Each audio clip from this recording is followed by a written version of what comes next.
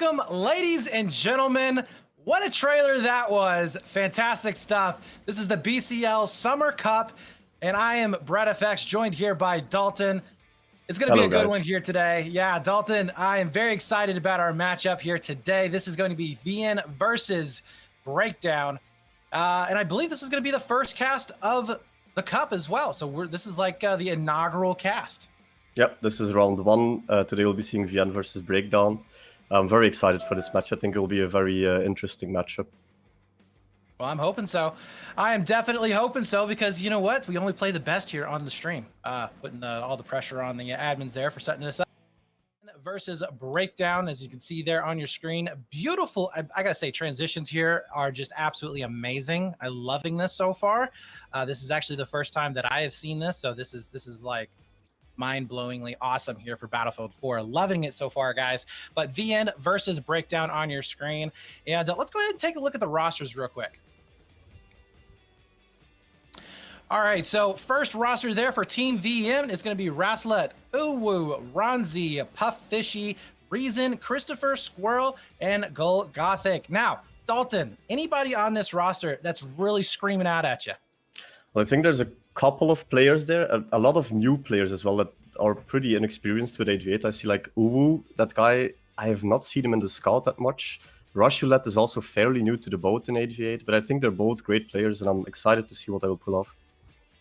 Yeah, it's definitely going to be interesting. Of course, you got the old vet there, Golgothic. I have cast him many times here in these past few months since I have come back to casting Battlefield 4. Loving his play. And Ronzi, actually, I just cast last night, and he played absolutely fantastic as well. So definitely looking forward to some good stuff there on that team. Now let's move on over to our next roster, which is going to be on Breakdown here. And we are going to be seeing Catch Me If You Can. I love that name. I'm looking forward to saying that during the cast. Joshua, Hyper Beast, Big Randy, a guy I cast yesterday as well. Fantastic guy. Really good infantry player. Baby Shade, Let Go Statics, and Cool Hunt. So on this roster, there's got to be a player that's going to be really the one that we have to watch out for, right?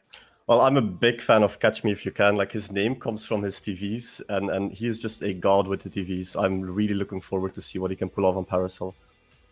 All right, well, that is, those are your rosters right here, guys. Pretty awesome stuff. A lot of these players you have seen. There are some new ones, though, that have joined on up. But we're going to be heading on into our map Veto now.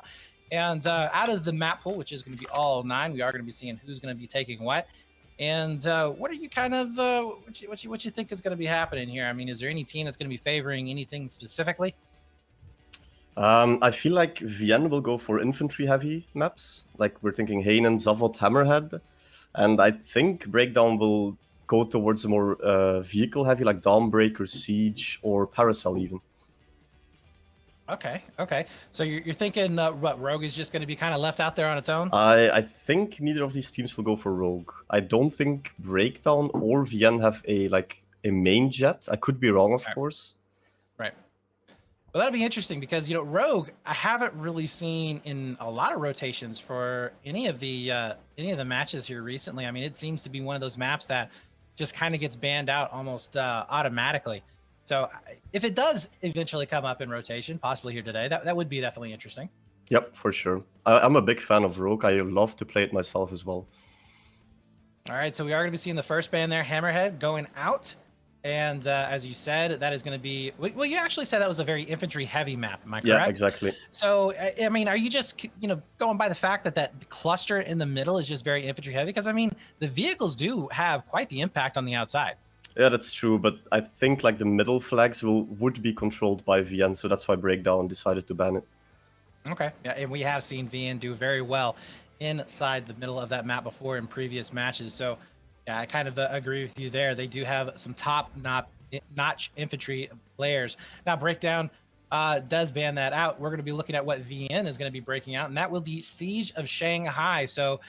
No amazing jumps off there into the middle of the building. That's going to be another 3-flag map as well going out, which kind of breaks my heart. I love 3-flag maps, but do you think that that's the wise move here for VN? Oh yeah, definitely. Breakdown has Josh in the scout heli. He's pretty inexperienced in 8v8, but he's a god at 1v1s.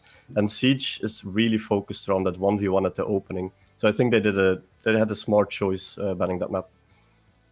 All right. Well, that definitely makes a lot of sense there. Breakdown is now going to be banning their next one, which will be on Zavod. As you said, all of the infantry maps pretty much getting taken down so far. Zavod is definitely one of those. I mean, you cannot deny the middle of the map on that one, just like it was on Hammerhead. It is a cluster of infantry players, plus the fact that you do have such an irritating time with infantry being able to take those quads and go for those back caps. Yeah, definitely. I think that's also a very smart choice by Breakdown. I think they were looking for a tank, but they decided to go with Hyper Beast. He's like not the greatest tanker, but definitely a capable tanker. But I think it's a very smart choice of them to ban that map against Vienne. All right, yeah, that is gonna be a good one later on down the season as well. But next ban is gonna be coming on in. That will be Team VN taking out Dawnbreaker. Now this actually breaks my heart because Dawnbreaker is probably it's up there with one of my favorite maps to cast. As a player, I don't know because I haven't actually played competitively in years, literally. But as a caster, I absolutely adore this map and watching it being played. And we are going to be seeing VN taking that out, which means no helicopter action that we're going to be seeing so far. No, unfortunately not. But I think it's again a smart move by VN, considering that Breakdown has, like I said, catch in the gunner seat with his like insane TVs. So I think that's a very smart ban again by VN. Yeah, awesome stuff there. Our next one is going to be a pick, and this will be Breakdown taking Paracel Storm. So we are going to be seeing our first map. It is going to be actually, that's going to be a really nice 4-flag map, and that will be one that has both boats and will be having helicopters on it as well. So yeah, going for some vehicles there.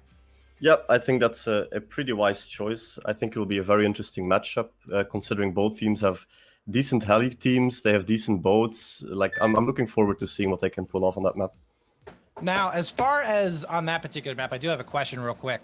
Will we be seeing Cash B if you can in the boat throwing those TVs? Oh yeah, we will. Awesome. I'm thinking Ronzi will be his repair guy, although I could be wrong. We'll have to see that. Awesome. All right, our next pick is going to be VN, and that will be a Hainan Resort. So we're going to be another Little Bird map, and this one is going to be a 3-flag, which I absolutely love. Hainan Resort, probably my favorite all-time map overall. I have had just some epic matches on this one. Now, granted, that was definitely back in the 10v10 days, back when I was casting for some other leagues, but I have seen matches come down to literally a 1 versus 1. No tickets on it, right in hotel, and it was just absolutely stunning to see. But this one we are going to be seeing an LAV being played as well, so that should be interesting. Oh yeah, definitely. I'm looking forward to Hainan. I really love 3-flag maps. I love to play them myself. And like you said, it's infantry heavy, but there's also this LAV. There's all these possibilities to rotations with rib boats, the heli drops. Like I'm really looking forward to see what they do there. Yeah, I agree. You know, that's something too. With those helicopters, that you really need to make sure that you are getting that using that mobility to the best of your abilities. There's a lot of abilities there, but being able to move around and drop off those players and just constantly harassing those back flags, that is a key aspect to those helicopters. So I will be curious to see how those teams end up playing that. But that is going to be it here for the maps. Now, we have had an opportunity to talk to a couple of these players here. We had some interviews with both Jezza and with Kenny, and we're going to see what they have to say about today's match. Welcome to the VN team interview. With us today we have JezzaGee, a known player in the community. He's very good. I'm a big fan of his. Hello, Jezza. Welcome to the interview. Thanks for having me. Hello. Hello. Welcome. So I'm gonna start with some basic questions here. Like, how did you get introduced to the 8v8 team? Because I know that you haven't been around for that long, like a couple seasons, maybe a couple of months. Like, how did you get into it? I think it really started with the streaming. You know, I think that kind of got me out there, like in the community. I mean, Daejun hosted me, so Daejun is like a very competitive type of player. So he hosted me, and then I don't know, I just kind of got into it. And then met a lot of other people like Maka, Daejun, you know, I knew Matty and stuff, so I just kind of got in that way. I just got, you know, involved with the community, with the competitive scene, and then that's how I got in. All right. And then how did you end up in a team, or why did you decide to join a team? I never really decided. I always wanted to join a team, you know, but I just got asked one day from Ronzi, my team captain. I just got asked one day if I want to try out some 8v8, and then I just joined, and since then I played for them. Yeah, and you've been doing really well over the past games that I've seen you play. Like honestly, you're like one of the underdogs who came up out of nowhere and who just started just farming everyone basically. Yeah, It was really fun to see. Yeah, So hopefully. then another question: what is your favorite map and why? My favorite map is probably Zavod. It's kind of like a love-hate relationship with Zavod. Just because it's very infantry focused, but it's also very vehicle focused. It's got everything. It's a good mix. It's a good mix. Yeah, understandable. A lot of people in the community like Savod, I feel like. Yeah, I'd say that then. And then a bit more of a tricky question: who is someone you really hate playing against? Someone you really don't like. You see him on the enemy roster and you're like, oh damn, I have to play against him. Yeah. Well, I never really hate anybody. Hating is a strong word, but it have to be once I see Kalzake in the other team, I feel like a lot of people have the same Yeah, impression. you just see that guy in the tank roster, you're just like, okay, well, it's over. And then from that question, we go to: if you could pick one player of all the teams to be on your team, who would it be and why? Like of all of the teams that are all of the other players. I don't know. I like Sunny. Sunny is a good player. Yeah, I personally played with him, and I can really I understand where you're coming from. Yeah, I played with him 5v5, so He's a very versatile player as well. Yeah, exactly. So I'd probably like to play with him, or Cal as well. I mean, any of those, all of the great guys, even Focus and stuff would be great to play against. Very understandable. And then, what is your favorite non-meta weapon or loadout? Like non-meta? Yeah, like not the AKAs, like something completely different. Can even be a pistol or whatever. I'd say the PDWR. Oh yeah. That's something I haven't seen a lot. It's underrated. Hands down underrated. It's a beamer. Okay. And then the final question that I have about you yourself is do you have any warm-up routines before games? Like something you do before you start playing? Like playing on a certain server, doing something IRL, drinking, eating something? Nah, not really. Well, obviously I eat before. Well, you should eat before you play, especially for a long time. Obviously, you're streaming as well. You should probably do that. But not really, man. I just joined NNC. That's usually where my aim starts. A really sweaty server. But no, not really. I don't really have a routine for that stuff. All right. Then what map will be the hardest for VN today? I mean, which ones are the maps? Paracel and Hainan. Paracel and Hainan. Hainan, we're okay. We can be pretty good if we dominate middle, which we sometimes struggle with. But Parcel, we're also pretty good, but we need to rotate more. But I'd say Parcel is probably the more difficult one for us. All right. And then the final question. With the new Battlefield 2042 mode being announced, it's called Portal. What mode will you create when it's finally there? I'll probably create an infantry only, obviously. And you can choose of all the maps, all the weapons, like anything in particular you have in mind? I'd say no, just full on you can have whatever, but just infantry only maybe, or maybe like a really good rush game mode, because rush is really good. But and the map you would like to see, or like an old one that you think would be nice to see? Actually, one of the new ones. I don't know the new ones, but the old ones I don't really mind for them. Maybe Caspian Border would be pretty cool to be playing on again. But all right. Well, then I would like to thank you for the interview, taking your time out of your day, and thanks, good luck in the games later. Thanks for being here. Thank you. All right, guys. So we are here with Kenny. We're going to be finding out where this guy has come from, where he is going, and what he thinks about the match that we are going to be seeing today. So, Kenny, how are you doing, man? I'm doing fine. He is doing fine. A bit nervous, but decent. Nervous. Now, you nervous for the interview, or are you nervous for the actual match? I don't know. Maybe both. Oh man, I'm trying to get him to throw out some BM here right at the very beginning, but not going to be happening. Well, anyways, Kenny, let's you're fairly new, right, to the scene. This is going to be something that you're not one of the old vets that we saw back in the day in 2014, 2013 coming up here. But who is Kenny? Who are you? Where are you coming from? I barely played this game. I have like 400 hours roughly. I was friends with Gothic, if you know who he is, like the VM player. I do. Yeah, I met him like last year sometime when I was new to the game, and he helped me a bit, and I learned a lot from playing with him. So I eventually got invited to Invite Mix, and yeah, here I am. Okay, so you basically just, I guess, made friends in public matches and then got invited from there? Yeah. Awesome. And why exactly what about it interested you into the competitive side of things? Like, I prefer playing competitive over like public games in general. Like, it suits me more and it feels like a better experience overall.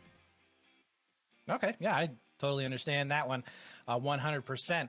So, of all of the maps that you have played that are in the map pool that we're going to be seeing here, what is your favorite? Why do you like that one? I don't know. I like different maps. I like Rogue. I like Savage is fine, and Hammerhead. Like, they are infantry based basically, like in some ways. Yeah. But yeah, I'm an infantry player, so as long as I can perform, I'm happy with the map. Yeah, I like your pick there with Hammerhead. I've had the opportunity to cast that one with some other casters here recently, and it is one of those maps to where it is absolute utter chaos in the center, and I love every bit of it, especially as a caster. Now, as a player, I probably wouldn't, but man, you guys put on one heck of a show, that is for sure. So, as an infantry player, you did mention, what is your favorite infantry loadout? What is it that you gravitate towards most of the time? I mostly play engineer, so MTAR. Like, I So, don't know, it feels good old balanced MTAR. and it's good. Yeah. So, I mean, like, do you use the engineer just because that's what's required of you? Or do you actually legitimately like using the engineer class? Because most infantry players, that we do see, especially the competitive players that play a lot of pubs, they definitely gravitate more towards that medic AEK style of play. Like, I can play both, but just like the engineers, like I have a straw, I have like more versatility, and we can't just heal, so it's like straight up dueling. Oh, so he's kind of calling out those medics, man. Like, grow up here. Don't use that med pack as a crutch. I like it. So who's a player that you would rather have on your own team than have to play against? Because I know there's a lot of really good ones out there. Who is it? Kalsai, probably. All right. And you have any personal, I guess, warm-up routines or anything like that before a match that you like to do? Not really. I just go in, play some domination. I take showers before game because I feel sweaty during the day. So Showers before the game, domination. I like it. Got to feel clean, right? Got to get that nice smelling scent going on. But now to some match-related questions that we're going to have here. Out of these two teams, Breakdown versus VN with the higher seed, who do you think is going to win the match? Now, obviously, you're going to gravitate towards yourself, but let's be honest and objective here. I mean, like, both teams have a chance, like always in anything really, but it just depends on who plays smarter and like works harder before the game. And Okay. Yeah. What is the key factor that you have to shut down on VN squad? Who is it? Either what is it or who is it that you're going to have to really focus on in order to take this win? Golgothic. Okay, go Gothic. All right. Yeah. He's All the right, well, tanker, so like. Yeah. But Yeah, yeah, we don't absolutely. really have any tanks, right? So yeah, I don't know. Who needs a tank? You guys got lots of straws, right? You'll be fine. You'll be fine. All right. All right. Maybe we should cut that one out. Like, they don't even have a tank. I just remember the maps.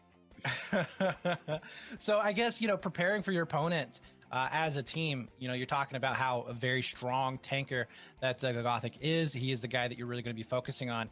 I would imagine that most of your strategies are going to be revolving around where he's at and how you're going to be taking care of him. I don't like leaking, but we don't really have anything set up, and he's not the tanker since there is no tank on Paracel or Hainan. So. Right. Well, we do have the LAV. So your prediction here for the first map, which is going to be on Paracel Storm, I believe. Who do you think is going to be able to take this one? Us. So immediately Breakdown. Going Yeah. to be able to take it. All right. Well, I got a little bit more in depth here. How strong do you think you guys are going to be on this map? What do you think the ticket breakdown will be? I don't know. Over 100 at least. On Over both 100. sides. Yeah. All right. You guys think that any particular side, or you're just going to overwhelm them on both? On both in general. All right, I awesome. believe in our heli, so Believe in the hell. Yeah, you're gonna have to on that one. That is for sure. Be interesting plays to come out there. For our second map, it is going to be on Resort. Now, this is where we are going to be seeing some more LEV play that's going to be happening on the ground. Now, for this one, you guys feel confident here? always. Always. He always feels confident. What am I talking about? So, what's the breakdown then? What are you thinking? Is it going to be a close map or another blowout? Well, it depends on how we play, but yeah, gravitating towards us like winning by over 100 again. All right, a lot of confidence here. I like this. I really, really like this. All right, man. Well, that is going to do it here for this interview. Thank you so much for joining us. I have been Brett FX here, joined by Kenny, and we're going to be getting on into this match here in just a few moments. Again, it's going to be Breakdown versus VN, and our first map will be on Paracel Storm. As Kenny has stated, he's already got it wrapped up in the bag. Yeah.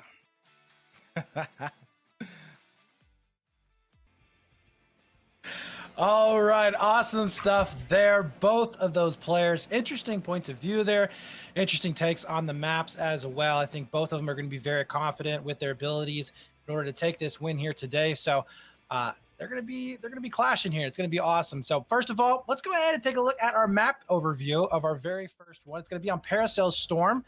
And this is a map here, guys, that if you are not familiar with it, Echo is going to be banned. So it is going to be just 4 flags on the map that we're going to be paid attention to.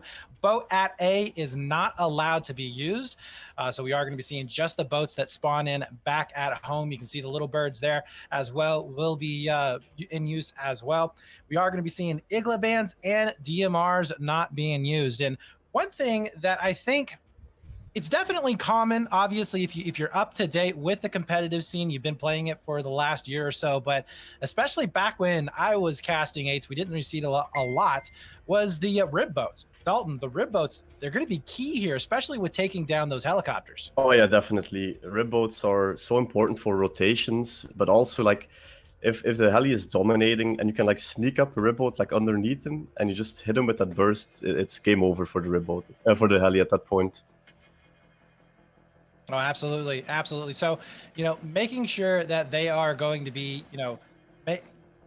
positioning themselves in such a way to where they are going to be able to catch off that helicopter unawares. And then also the fact that we need to be seeing those vehicles really sticking together, something that has been something that is absolutely critical is to make sure that you are going to be able to help each other out when it comes to those vehicles. If you start splitting apart, well, you're going to be getting a lot of straws your way, and it's not going to be a fun time for you. Nope, that's true. Like, to come back on those rib boats, I really think they're important on this map. Rotations, taking on the heli, even bothering the enemy boats. Like, there's so much you can do with them. Yeah, absolutely. Well, and that goes into what we were talking about before with that mobility, the ability to roam around the map and hit those back flags as quickly as possible and just out-rotate your opponents. Something that teams are either really good at or they're just not. We have seen a situation to where a team may not be in the best position in terms of getting kills, in terms of just flat out fragging the other team, but they're on par with the rotations and the other guys just cannot keep up. And because of that, and because of the way this game mode is designed, obviously you want that 3 flag bleed. So if you're able to out rotate your opponent, making sure you always have that 3 or 2 flag burn going in your favor, well, obviously you're going to be able to take the win in the end. So definitely going to be critical here for those harassments, those rib boats, and those helicopters. But I think we are going to be getting ready to jump in as soon as we get all the players back and all the players are ready. But what are your predictions here, Dalton? Who do you think is going to be able to take this first map? I know who it is for me, but I want to hear from you first. I think Breakdown will take this map. I think it will be a close call, but I think honestly Breakdown with their boat is, in my opinion, a bit stronger. And I also think their heli might be stronger. But we'll have to see. I think they're just like a little bit ahead of the other team, but only time will tell, of course. Oh, absolutely. Yeah, I mean, this is Battlefield here. Anything can happen. I myself, well, I was going to go for Breakdown as well. I think I still am, just because I was the one who was able to interview Kenny. So I'm going to have to root for that guy. I think he's very confident and he's very passionate about it. Plus, he's the new guy on the block, right? He's just starting out. So we got to see him winning his first, high profile match here, as we are going to be jumping on into it. We are going to be seeing that countdown timer going, and some awesome camera work here from our production team. Do want to give a shout out as well. Just how awesome these screens are. It is really awesome to see, even though it is this late in the Battlefield 4's life cycle.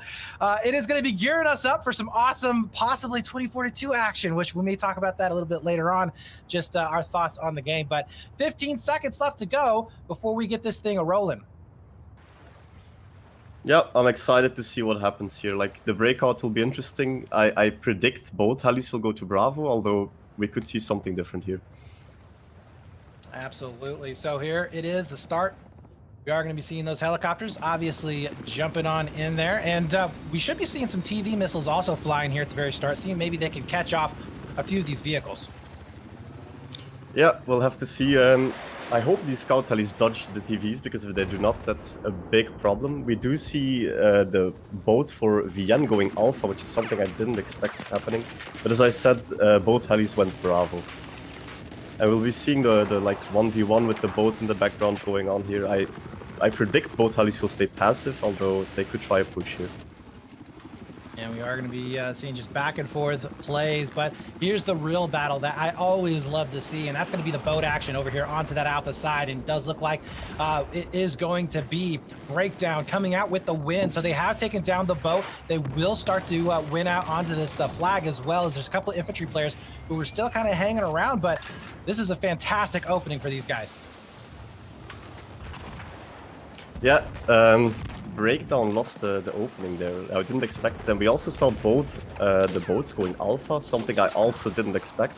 But I guess that was a reaction from VN, because I saw the other boat going to Alpha.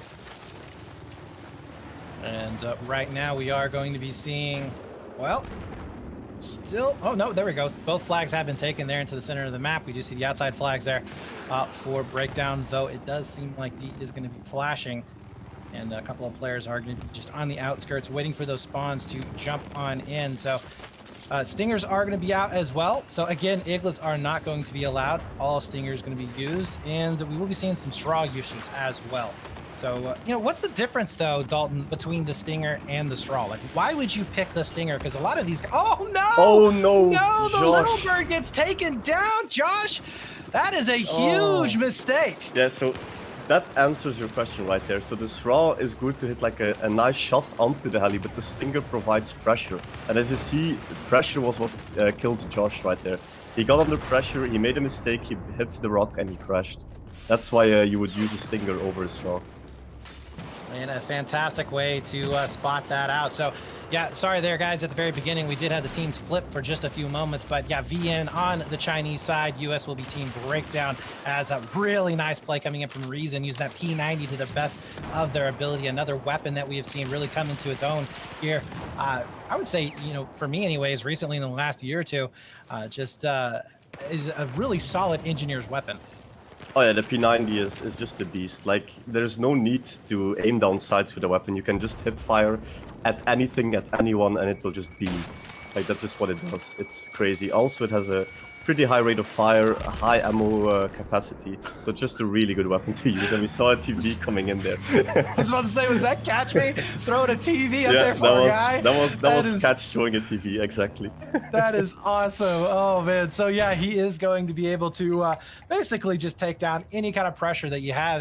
And that was a javelin up there to try and maybe shoo him away. But we do see a boat just kind of taking the long route around the island here on that Alpha side. And they're pretty low. Huge damage is going to be coming on in. A lot of pressure on the VN boat right now. And he dies. Yep. Yeah, that is going to be a very quick death right there. We do see Catch still going to be up and alive there in the boat. We'll be able to get those repairs as well, but not going to be able to get onto the point just yet. So we are back to a 2-2 standoff, and that is going to be a missed TV. But 232 to 192. Now, that may not seem like a whole lot. You may be looking at that and go, nah, it's only about 40 tickets or so. But on a 4-flag map, 40 tickets is actually kind of a big deal. Yep, exactly it is. It's like, it's so hard to get a 3-flag hold, and you can only hold it for, well, usually you can only hold it for a short amount of time, so you have to take every bleed that you can. And we also see the boat from Breakdown getting swabbed there.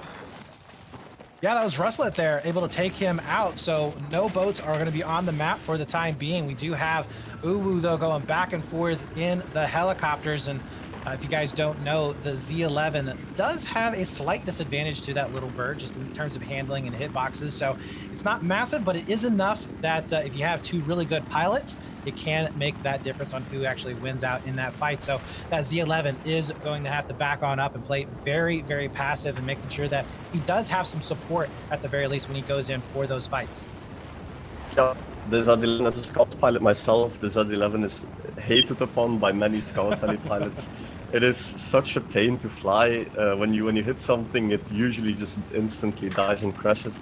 But you can also use it to your advantage. You know, the enemy might underestimate you. You can use it to your advantage like that. And we are going to be seeing him starting to clash once again here over that A side of the map. And Josh, he may be going in for the kill here just a few seconds. He does have that height advantage, which is definitely important to have in this situation. Ooh, trying to fight back, but he's down to 11-9 health now. He is going to go down. Will he? Two? Yes, he does. Yep. And that is going to be another big blow there, going into the favor right now of Breakdown, as they have gotten control of the air and the seas for the time being. Now, A is getting contested. A is, I think, going over into the favor right now of a Breakdown. Only one or two infantry players are going to be set up on top of it. Catch Me is going to be able to start draining that down. Actually, where are those infantry players? It looks like they were in the water, just chilling out there. They're hiding behind the containers, hiding in the water. But that was a huge misplay by Uwu there. He didn't have his team support, and he overextended, and he got punished for it. Well, the boat is going to be back up for Roslet here.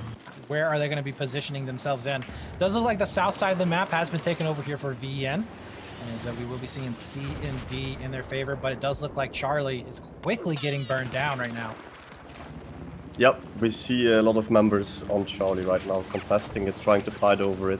We'll have to see who picks this fight and who wins it. Statics is going to be making his way back inside the building, and this is a very frustrating building to have to clear out. There are so many places that you can And get look at into. the amount of players in the building as well right now. Oh, like, absolutely. they have so many players in that building, both teams do.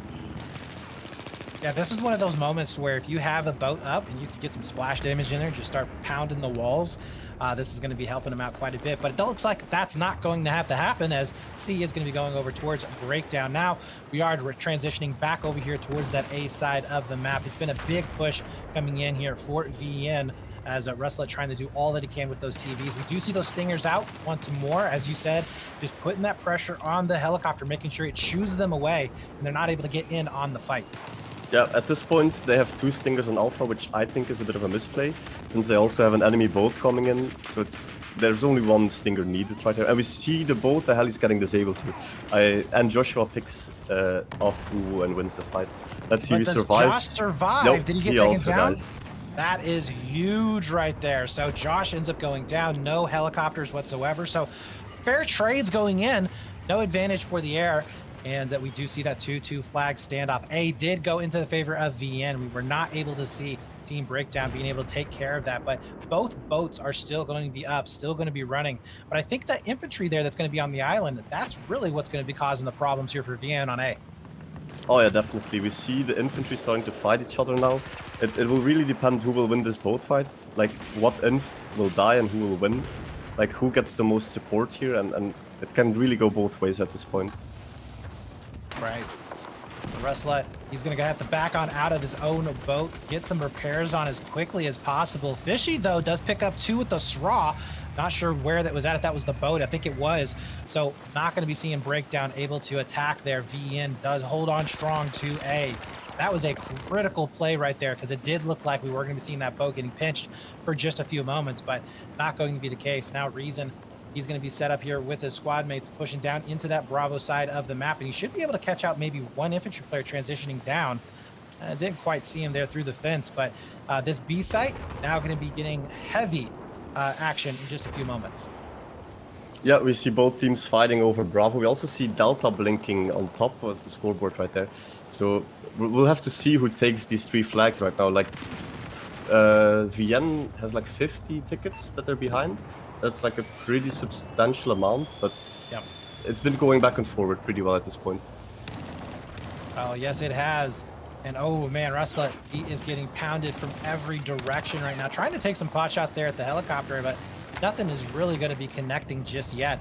And you do see that splash damage. He's trying to throw it in to that building to see if he can maybe pick up a couple of those kills. And that's going to help his team out with that capture quite a bit. But Ooh, and Uwu almost got strapped right there. yes, he did. Yes, he did indeed. You see him spotting out that other little bird. Yep, then they're going at it Actually pick him again. out. So right now, it is looking like Delta is going in the favor, I believe, of Breakdown. Hyper Beast is still going to be set up on top of it. Do you have the boat sitting on? Yeah, we have outside? one No, member it of does. Breakdown sleeping on Delta at the moment, and we see more coming in. This could go in favor of Breakdown, but we also see Bravo blinking in favor of Vienne right now. So it seems like they're trading flags right there. Which is not a bad deal whatsoever, but Squirrel going to be on top right now. It See if we can find any seems kills. like Vienne will be taking a 3-flag hold right now. Unless Breakdown can stop this Bravo push. Nice here from Squirrel. He will be able to spot out that spawn coming back in the backside of Bravo. That And is Vienne has a huge here if we can 3-flag take this hold right down. now. So nice. Squirrel is going to be able to get the clear. That will be Bravo flag in their back pocket. But as soon as we say that they have a 3-flag advantage, well, we do see Maybe and Catch Me If You Can all the way up to A. And he is going to be able to start neutralizing that flag. So while it was there, it was short-lived and still not really making a huge dent in that deficit that they have. And Catch missed his TV on the boat right there. We see both. We see the Vienne heli coming up again. I didn't catch if the Breakdown heli was up already, but we do see the Vienne heli up right now. He will be able to support at Delta, maybe at Alpha. And there's that rib boat coming into play, just trying to rotate around the map as quickly Yeah, as possible. we had a rib boat from Vienne and the rib boat from the Breakdown battling it out right there. You can still see them on the island. Yes, you do. Helicopter is going to be coming into play now. That's going to be Statics able to pick up at least one. I'm sorry, Ooh, taking down Statics, but oh, he gets smacked here. Not sure if that was a straw or what, but down to 9 health. He's trying to get that repair in as quickly as possible. Is he able to save it? I think is there may really have been a good save. TV right there. I also didn't catch what happened, but and he lands it in the goes water. for the drink. Oh, that is a shame. It was almost able to make it happen, but just too much damage. Oh, and here there. we see what I was talking about earlier. We see a rib boat going underneath the scout heli and shooting it down. Let's see if he can pull it off. He seems to be missing a lot of his bullets. Ooh. Yeah, I don't think he'll be able to do it. No, he doesn't. Yeah, I'm not really sure as to why he didn't just finish out and try and do as much damage there to the chopper as possible. Maybe he was really wanting to get those spawns off, but that helicopter is going to be able to pick off those players setting up into the water. Maybe we see a nice straw shot coming on in as he is dancing around. Nope, not going to be able to connect with it just yet, as yeah, he is going to be getting picked up here eventually. So that was a good play there from Joshua to be able to dodge all of those. Actually, Squirrel is still alive somehow. Yeah, I don't know how he is. Well, the thing is, when people are diving under the water, the scout heli cannot hit them for some reason. It's a game design. I don't know if it's good or bad, but hey, it's in the game, so they can only take advantage of it. Well, Cool Hunt with the mayor's leg of all guns is going to be taking him down. That's something I don't think I've ever seen in a competitive match before, but hey, to each their own. As now Rosla is going to be back up with the boat in hand, and they're going to be making their way back over towards that A side. 3-flag advantage still for Breakdown, and they are definitely And this is extending out really that bad lead. for the Breakdown boat. Yeah, he went down already. They have like, I think they have 4 infantry with straws there. They have a boat and a scout heli that were focusing that one boat. There was no chance of him surviving that. We do see A has been completely grayed out, will be getting captured over. Infantry players starting to spread out towards that Bravo side. At the same time, we see a rotation here coming in for Breakdown. Yeah, make they their way lost towards that Alpha. Delta side. They lost Alpha. They immediately went to Delta. That's a beautiful play right there. So they keep going for those 3 flags. They're like, yeah, you know what? We lost Alpha. You can have it. We'll just instantly do a response and go for your home flag. Well, we do have Gothic, though, doing a fantastic job up top. Able to pick up 2, not the 3rd, though. Too much damage, as he does get picked up eventually. So Delta should be going over into the favor there of Breakdown, and that will be another 3-flag advantage going into their favor. Now, Christopher, he is going to be set up on top of Bravo, but it is currently neutralized out. Both teams having 1 player each onto the site. So big spawns are going to be coming back up. They'll try and power burn this back down.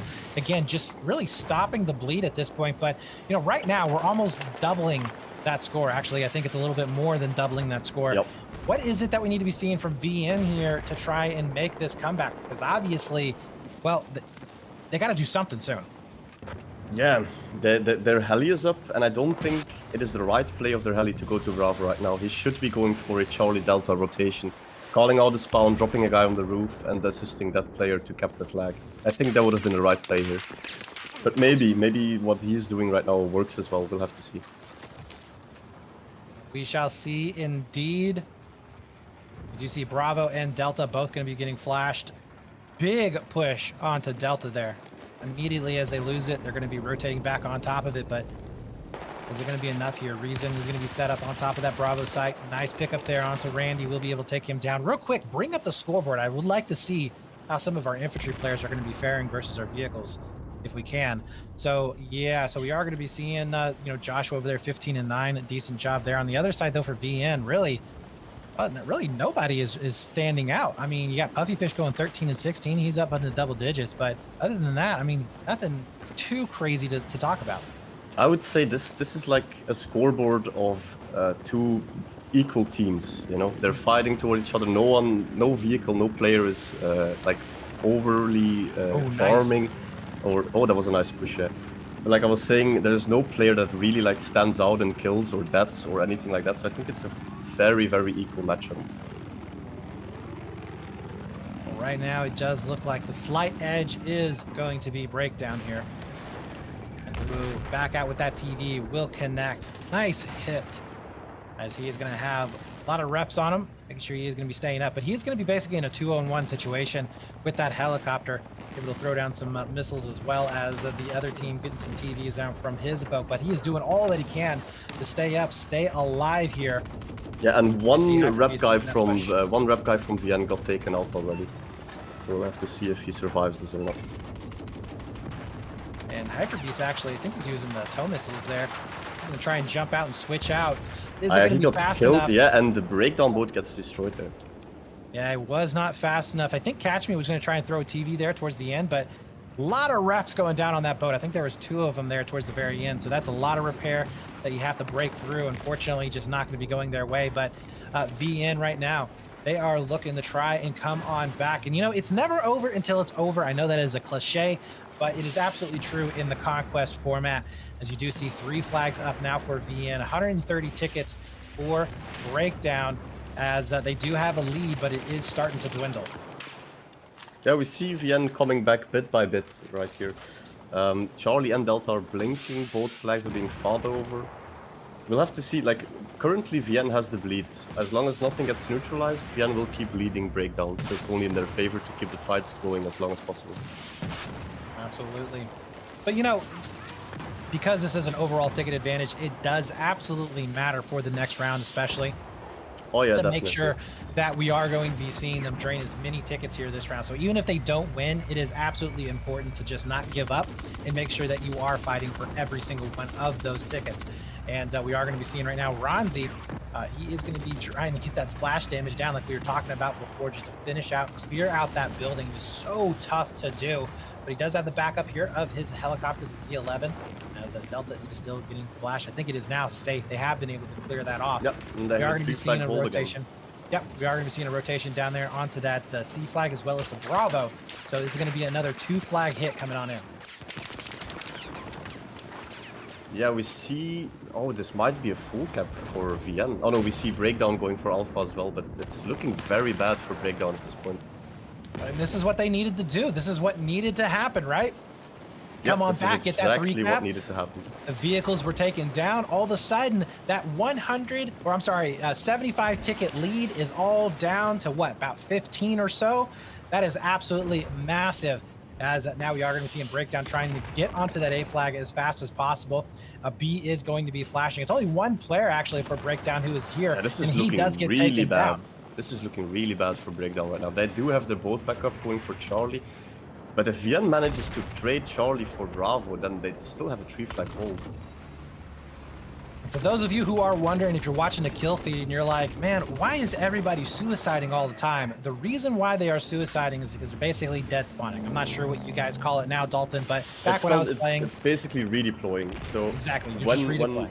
When you are on flag, you capture that flag, the enemies are gone, and there's no need for you to be on that flag anymore. So it's faster and it's more efficient to just redeploy, take a ticket off your team, and then spawn somewhere else where you need it. Absolutely. So we do see a rotation now going into Delta. That's going to be 2 players making their way over there. Go Gothic actually pulling out the revolver with the 6x. That's awesome. It's a Magnum with a 3x actually. Or 3x. That's a very fun combo to see. Yeah, indeed. Oh, dude, you can really smack some headshots with that thing. I have seen some awesome plays with it's actually very sad that the damage on the headshots there's not much range on it. So you have to I don't know the exact numbers, but sometimes you have to hit like 2 headshots for up to 50 meters or something like that. Yeah. Like I said, I don't know the exact numbers, but that's kind of sad because it's a very skillful weapon if you hit that headshot. It absolutely is. So we are going to be seeing a lead change for the first time in quite some time. It is going to be 42-44. VN clawing their way back into the game, but for how long is this going to last, as we are going to be seeing A now starting to go back over here into the favor of Team Breakdown. Catch Me If You Can is going to be set up in his boat with company, and they should be able to hold on to that fairly easily. B is going to be going into the favor right now of VN. We do see a 1-to-1 standoff, though, that's going to be over here onto, I think this is the Bravo flag. No, sorry, it's the Charlie flag. Yeah, and he already got a spawn on him. So it's also going in favor of VN right now. We do see a second spawn for Breakdown coming in. Let's see what they manage to do here. This is getting down to the nitty-gritty, exactly what we wanted to see for our opening cast of BCL Summer powered by Enter. Lego. Well, he's not going to be able to get that long-range kill. Will get taken down. Now we do see C and Delta also getting flashed, but there's going to be a sleeper setting up over here onto this Charlie flag, so might be seeing some big spawns coming on up here very soon. Try and put some pressure there. The Stats will be up top as well. Yeah, you're not going to be able to shoot down with a stinger there, Stats. I think that's the way it works, but narrowly dodging a rocket there. He does spot out a couple of players spawning back on in. And that's this is crazy. Yeah, this is crazy, and that's a disadvantage of having a stinger. If the heli is not up, you're basically useless. Compared to when you have a straw, you can still shoot at infantry, you can shoot at rib boats, the boat. But with a stinger, you're pretty much useless if you can only use it against air. Reason right now is going to get the go-ahead from his team to push on in. We do see VN's boat now making his way here towards the south side of the map. He's going to be running into quite a bit of infantry, but over onto Bravo, it looks like Squirrel was able to take care of a couple of players. He is down to a 1v1 there, and actually pick up this last guy. This would be huge, as it would start to get them this flag back. But the Squirrel, he is going to be getting... Is he using the L86 right now? I think that is L86, yeah, I can't really see. I think, yeah, it's L85. Yeah, L85. Some crazy guns being used right here, man. I tell you, I love this. I mean, this is much more exciting than what it was back when I was casting a whole lot, which was basically just AEK, Ace-23, and Ace-21. Oh yeah, when I still play the occasional game, I always emphasize on people using non-meta weapons, I call them. Like something that doesn't get used a lot, and it's so much more fun playing with those weapons. Oh, it absolutely is. Ronzi is going to be back up, and he does spot out the first one trying to push him, but not the second one. Hyper Beast is going to be able to get the flank, so a really good pinch coming on in, but Fishy is a little bit too late to help on out, but they are scrambling here to get onto this B site. It is going in the favor of Breakdown at the moment, who has taken the lead back over once again, and Fishy almost picking up a second kill. Oh, so close. Spawns are going to be coming back in. This is a hell of a fight that is developing here onto Bravo, as they will be able to clean it out. Finally, Joshua did trade out with at least one, but that's going to be setting it back to a 2-2 flag standoff. And right now, every single one of these kills, every single one of these respawns are really going to start to matter. Yeah, just look at these tickets. Like, can you ask for anything more? 24-25 right now. This is beautiful. Cool Hut trying to get some long-range shots there with the straw. Is going to be able to push around that vehicle for the time being, and Mayor's leg is out. I love this. I've literally never seen the Mayor's leg being used in a competitive match. Yeah, this is the first time ever. Is like, yeah, you guys, you took my DMR away from me, so I'll now be using the Mayor's leg and prove that I can use this as well. I love it. Yeah, Go Gothic is going to be able to take care of Hunt there, as they will control this Charlie flag for the time being. Although as soon as I say that, we see 2 more players starting to spawn back up for VN. Another rotation over onto Delta. So I mean, flags are flashing everywhere. B is about to flash here in just a few moments as well. So it is just absolute chaos. And, you know, in this chaos, Dalton, you know, what are these teams thinking? Like, how are you directing this?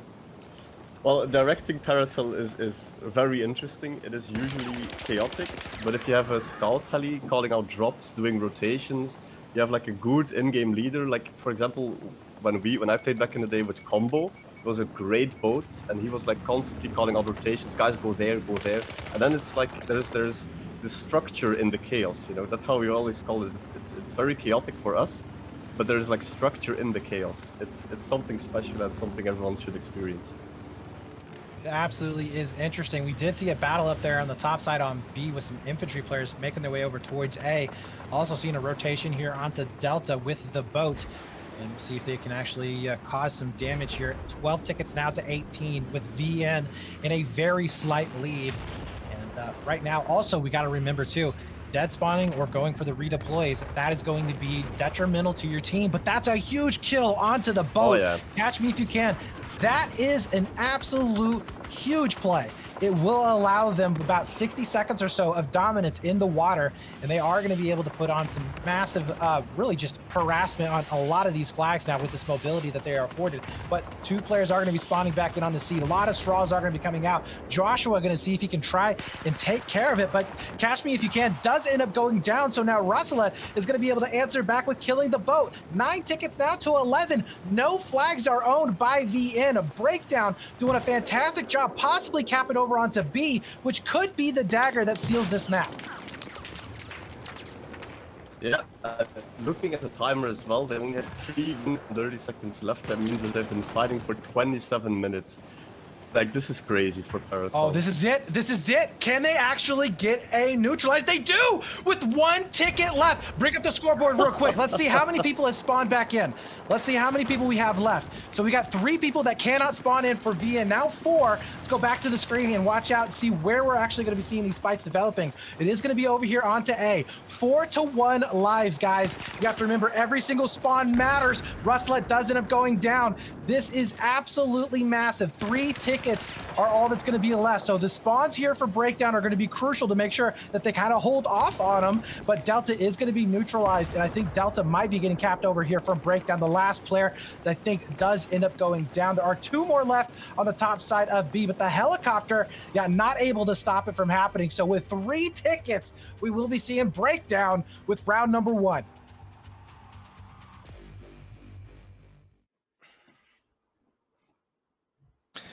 Wow, what a match there, guys. That was absolutely fantastic. As close as you could possibly get it. I mean, you could not have asked for a better opening round here. Now, Dalton, what the heck happened? I mean, we saw Breakdown with a massive lead. Now, they did end up getting the win, but where did they go wrong?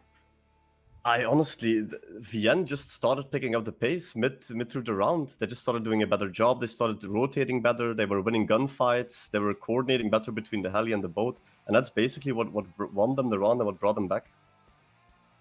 And, you know, VN, while it was a valiant effort to come back, you know, you cannot really take anything from that. It just wasn't enough there at the end of the match. And yeah, Breakdown does get the better of them. Now, we are going to be switching sides. And for your point of view, okay, as somebody who was, you know, as you said, a player onto the boat itself, do we see any advantage, any side advantage? I personally, I prefer the US side because of the Little Bird. Other than that, there isn't really any advantages to each side. But I think the US side is favorable on Paracel, yeah. All right, guys. Well, we're going to be taking a quick break while we get this next setup. So definitely don't go anywhere. Again, this is BCL Summer Cup powered by Enter. I've been Brett FX and Dalton. We'll be right back in just a few short moments.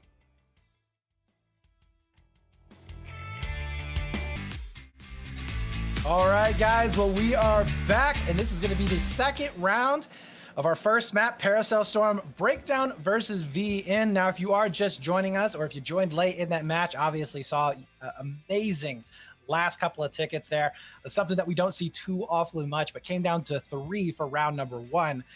Yeah, that was something that is really going to be not impactful in the way that it's going to be hard to come back from or anything, but it almost nullifies round number 1.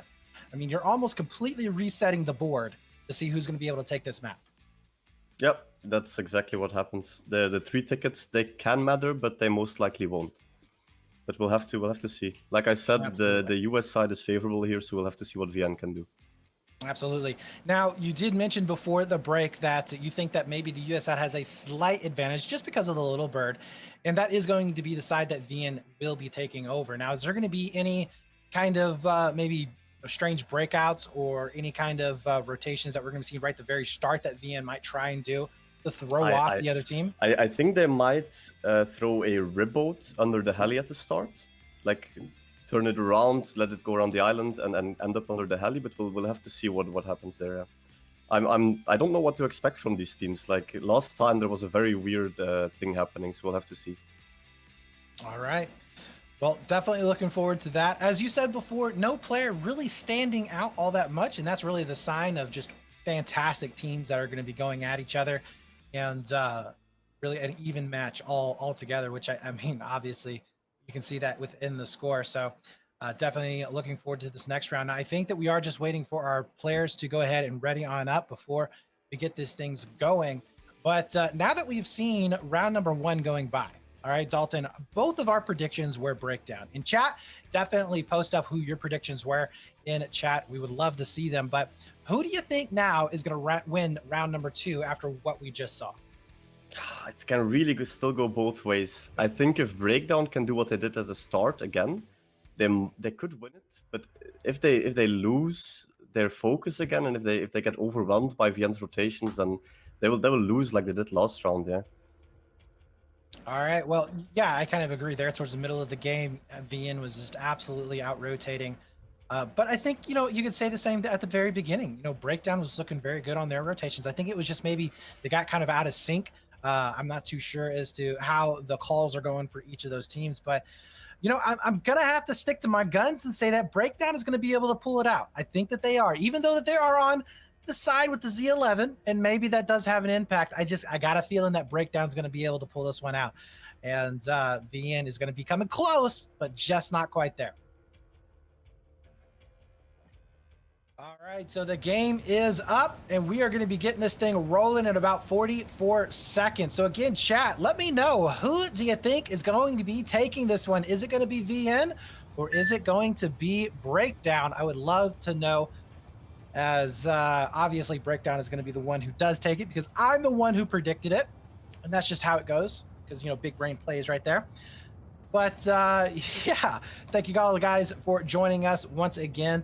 This is the first cast for BCL Summer Cup powered by Enter. You can definitely follow the channel down below. We would love to have your support for further matches that are going to be coming on down the road. And of course, make sure you do check us out on our social media channels as well. Share it. And make sure everybody else, even your family and your friends in IRL, they're going to go, what the heck is Battlefield competitive? Well, it doesn't matter. They need to sit down and watch it. So make sure you do share the stream out. We would absolutely love to break 200 viewers here today, as we are going to be getting this thing started. And we are on board with Uwu and Co. As the TVs are out, nothing is going to connect just yet. Oh, as I say that, Uwu takes a TV right to the face. He is getting shot as well by the other helicopter. Can he actually survive this? He's got massive reps on him, trying to keep him up. 25 health here, and somehow he is able to survive. Yeah, we see Josh doing a push. Let's hope he kills. Yeah, he kills him, but he has to watch out for the boat. Like, this is a very, very ballsy move from Josh here, but it looks like he's getting away with it. That was a very nice play. Oh my God, and Breakdown once again gets that 3 flag burn, and they're on the hunt. They're not slowing down. You see the boat over here. He is absolutely in trouble as Stats is going to be able to put 2 straws in him. Ronzi has 2 dedicated reppers just trying to keep him up, keep him alive, but that is a lot of fire going to be coming his way. Rasslin is going to be able to take down that Beast. We see a parachute actually coming in from the helicopter, possibly going to be taking down these reppers, as well as killing a few of these boats with the repair tool. And yeah, they're doing so much damage to it, as we are going to be seeing him finally taken down, and that's going to be a repair tool being able to pick him up from Randy. Beautiful job, and beautiful job there from VN, just collapsing, or I'm sorry, Breakdown collapsing onto that boat when they saw the opportunity. Oh yeah, this was a beautiful start by Breakdown. Like, this is everything that I didn't expect them to do this, to be honest. Like, their start last time was good, but then they started slacking, and what they did here was beautiful. Really well played. Joshua is going to be able to pick up 1 kill. Cashby can picking up a couple as well. D is going to be getting completely grayed out. This is what not what you wanted to see if you are a VN fan. Once again, going to a deficit before. It was about 40 tickets before they were able to kind of get it under control. This time we are looking around 20, so not too awfully bad. Do see him getting control of the south side of the map. As we say that, though, a big push is going to be coming on in for that Charlie flag. We'll be getting one once again here for VN in the time being. Ronzi does get picked up. I think that leaves off maybe 2 versus 2 there onto that Charlie side, as Gothic is going to be setting up on top. And again, this is a position that we talked about before, how difficult it is, especially if you don't have to worry about air, to clear out this building. Oh yeah, this building is so painful. Like, a lot of times when the inf is in there, it's just your best shot is to just bring it down. Like, have your boat, have your inf shoot at it, and bring it down. UCC getting grayed out completely. Raslat picked up. Probably going to be going back for his boat here pretty darn soon, but Cool Hunt not going to be able to get that kill. Probably should have taken out his mayor's leg, had better shot with that one. I'm just joking, as we do see a complete and utter wipe there to the bottom levels of this building. 2 of them are going to be setting up all the way up to the top. They are going to try and clear this out. Spawn should be coming back in as well. And yeah, that's a nice job there from the MTAR. Another weapon, by the way, that wasn't too common back in my days of casting, but we are seeing quite a bit of here on the engineer class. Oh yeah, the MTAR is my personal favorite on the engineer class. It is decent at range. It's just a laser. It's lovely to play with. And now another attack here, as we do see Breakdown really struggling to get on in, but spawns are going to be coming on up. Big push onto this flag to see if they can actually convert it. Lulu does get picked up. Already seen him back inside that building. This fight here is never ending, it seems, but it is going to be going the way right now of Hunt and Lego. They will be able to get that Delta in their back pocket once again with a 3 flag cap. They'll start this domination again. Yep, it looks like Breakdown is a 3 flag hold right now, and they do. If they can shut this down and just like hold these flags, build a line, that's an easy win for them. But I doubt they'll do it. VN has some guys on Bravo. They also have a boat and a heli up. So we'll be seeing some rotations from VN happening. Yes, we will. Now that the boats have spawned back in for VN... Ooh, actually, is that a flank that's coming in? Right there for Breakdown? I think they were going to go around for a flank on the rib boat. Yes, it is. So might try and pick off this little bird that's going to be spawning here pretty soon. Not too sure, but that would be an interesting play with him, just kind of hunting around for these players. As you said before, rib boat's just absolutely annoying to be in. Well, we actually see a player getting onto the island. Yeah, he's gonna be Stinger and or Straw, and we also saw Hyper Beast spawning in the rib boat as support, getting the C4 onto it and going for the boat, but he doesn't manage to do it. Does get caught out, but 2 straws do connect, and now the boat is going to have to pay attention to this lone man on the island, and that is an annoying situation to be in. Boat should be fine though with these repairs that are going to be going down, but we'll see if any pushes are going to be happening anywhere else on the map to end up causing him some trouble. Yeah, 2-2 standoff though, as we are going to be seeing both teams with 2 flags apiece. Yeah, we saw rotation coming into Delta from VN, but it got shut down by Breakdown fairly quick. All right, now Dalton, we do see the boat getting a little bit aggressive right now. Now, we are going to be having Breakdown's boat on the other side of the island. Is this a bad move? I mean, kind of maybe overextending himself? Yeah, he was overextending, but he realized that he instantly went back to Alpha. He's like, yeah, this is not a fight I want to pick, so let's just go back, relax, get our shit together, and go again. Do you see Russell dealing with these infantry? Where are these guys coming from? I mean, it's like they're falling out of the sky on him. I don't know. Probably coming out of the helicopter, but he is somehow able to manage to stay up, but he's taking fire from all these directions. At the same time, we do see a fight gearing up over here towards A. Infantry players managing to get on for VN, but I think they should be getting taken care of. Oh, look at this. We see the boat getting it hot and heavy. So they are going to try and bolster up and get this, get these hits in as quickly as possible. 40 health so far onto this boat, and he's getting hit from every direction. The helicopter as well, getting some shots in, but Lego finishes it off with the straw. Once again, see dominance coming in for breakdown in terms of these boats. Yeah, that was not a very smart push by the VN boat right there. The enemy boat was on Alpha. Breakdown also had their heli up. They had infantry support there, and he just thought he could run in there and kill Catch, but he didn't, and he got punished for that. Now we are going to be seeing a big push onto that B site. Should be able to, at the very least, get this neutralized. I think there's only one player on here for breakdown. Infantry are starting to clash. Christopher is going to be backing on out, though. Takes a lot of damage. And ooh, that would have been nice if that straw actually connected, but not going to be the case. Those players from A are starting to transition back over here towards this B side. So VN is looking to possibly get a 3-cap, but Delta is getting flashed. That is definitely not going to be something that they want to see, but they're keeping it relatively even. This is looking almost like a mirror of what we saw in the previous game. Yep, exactly. And I hope Breakdown manages to hold the pressure up and keep the rotations going. And then they should take this one. Nice job there, as we do see Ronzi picking up a couple of kills there onto Bravo. Still seeing some back and forth, but now down over here towards this Delta site. And yeah, Joshua, I don't know what you're doing there, but it's going to be dying, as Reason will be able to pick him up with that P90, looking for his next victim. And he is going to be able to find him as well. It's going to be Lego going down. He's really doing a fantastic job of keeping these players out in the water, and his teammate is going to help out, but Reason going huge there on the outside of Delta. Yeah, he cleaned them up, he outplayed them, it was beautiful. The support of his teammate, I didn't catch who that was, but going up around and trying to get him was really well played. Absolutely. Go for those pinches while they are distracted, because there's not a whole lot of places, obviously, in that area that you can actually move from. It's pretty much a death trap in a way, because you can be slowed down from the water as well. But now we do see B still getting contested, but now to a 2-2 standoff. 40 ticket advantage here for Breakdown at the moment. Remember, they did have 3 tickets from that previous round, and I don't know, Dalton, that 3 tickets might come into play here if we keep seeing some close rounds like this.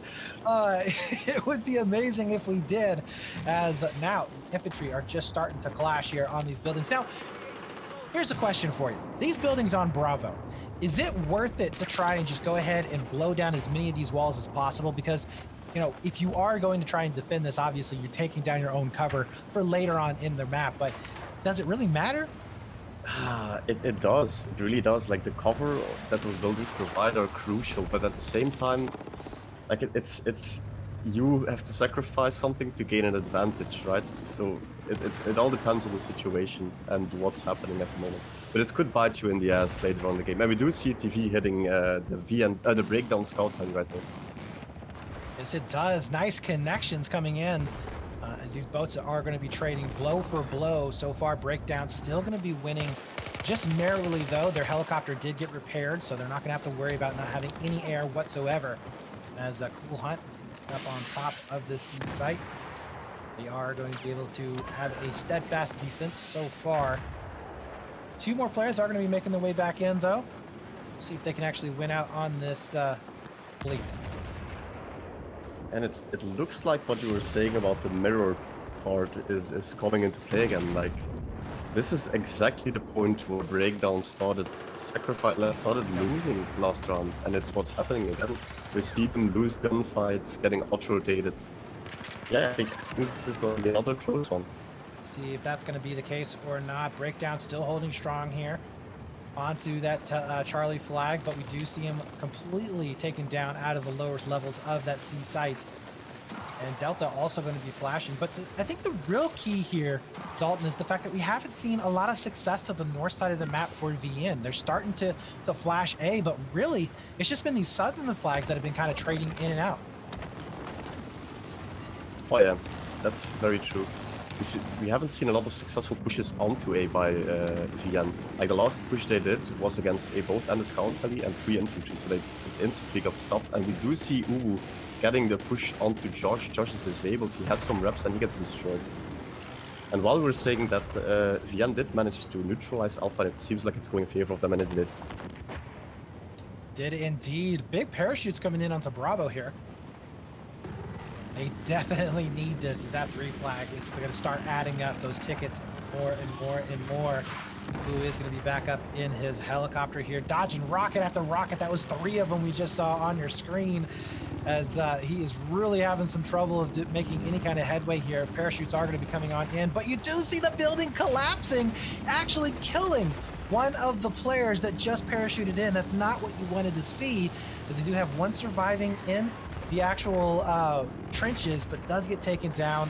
So C will be staying safe for the time being, but B, that fight up there is really interesting. You see a 2 versus 3, and I think that it's going to go in the way right now of Breakdown, as Christopher is now the last player left up alive. And he manages to take out 1, and we also see the heli was still at Delta, and he managed to drop some people off there. But right now this B flag is going to be very interesting to watch. You only see Christopher alive, he does get a spawn in.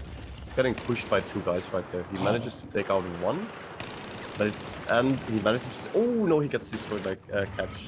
But his teammate does come in here and finishes it off, so that is what matters. They're still going to be able to keep that pressure onto Bravo. So B and D both going to be getting flashed. Nice shot there from Reason to take down Shade.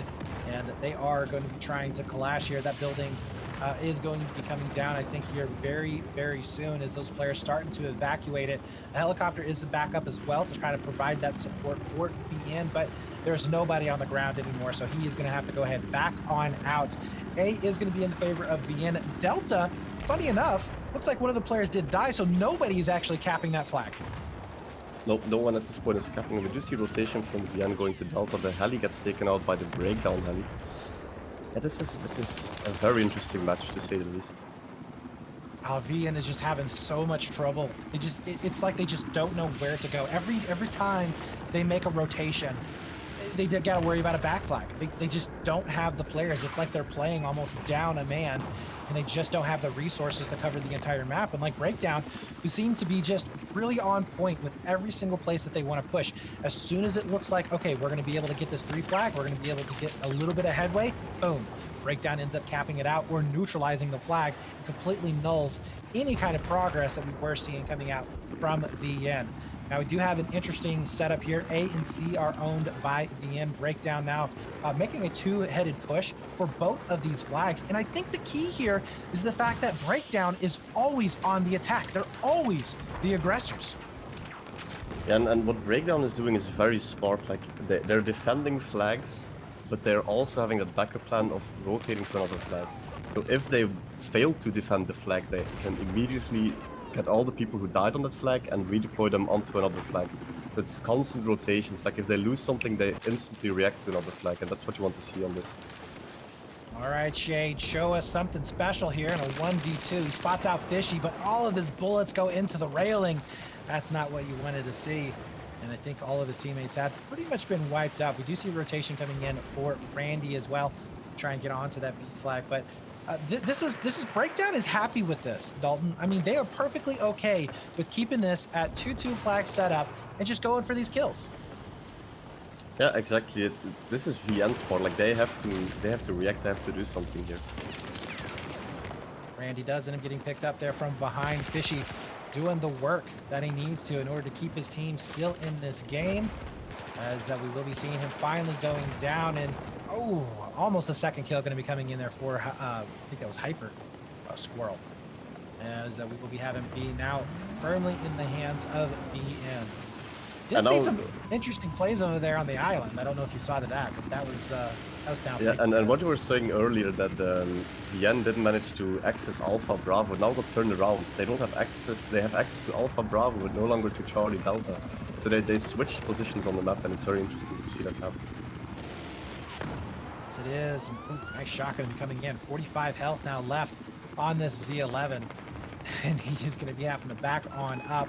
So Breakdown not having the best luck here just yet, making this attack. Is that their entire team actually going over to Bravo? That looked like almost every single one of their players making this push. Yeah, nobody's down to the south. They've completely cleaned up the south and going for a full-on B attack.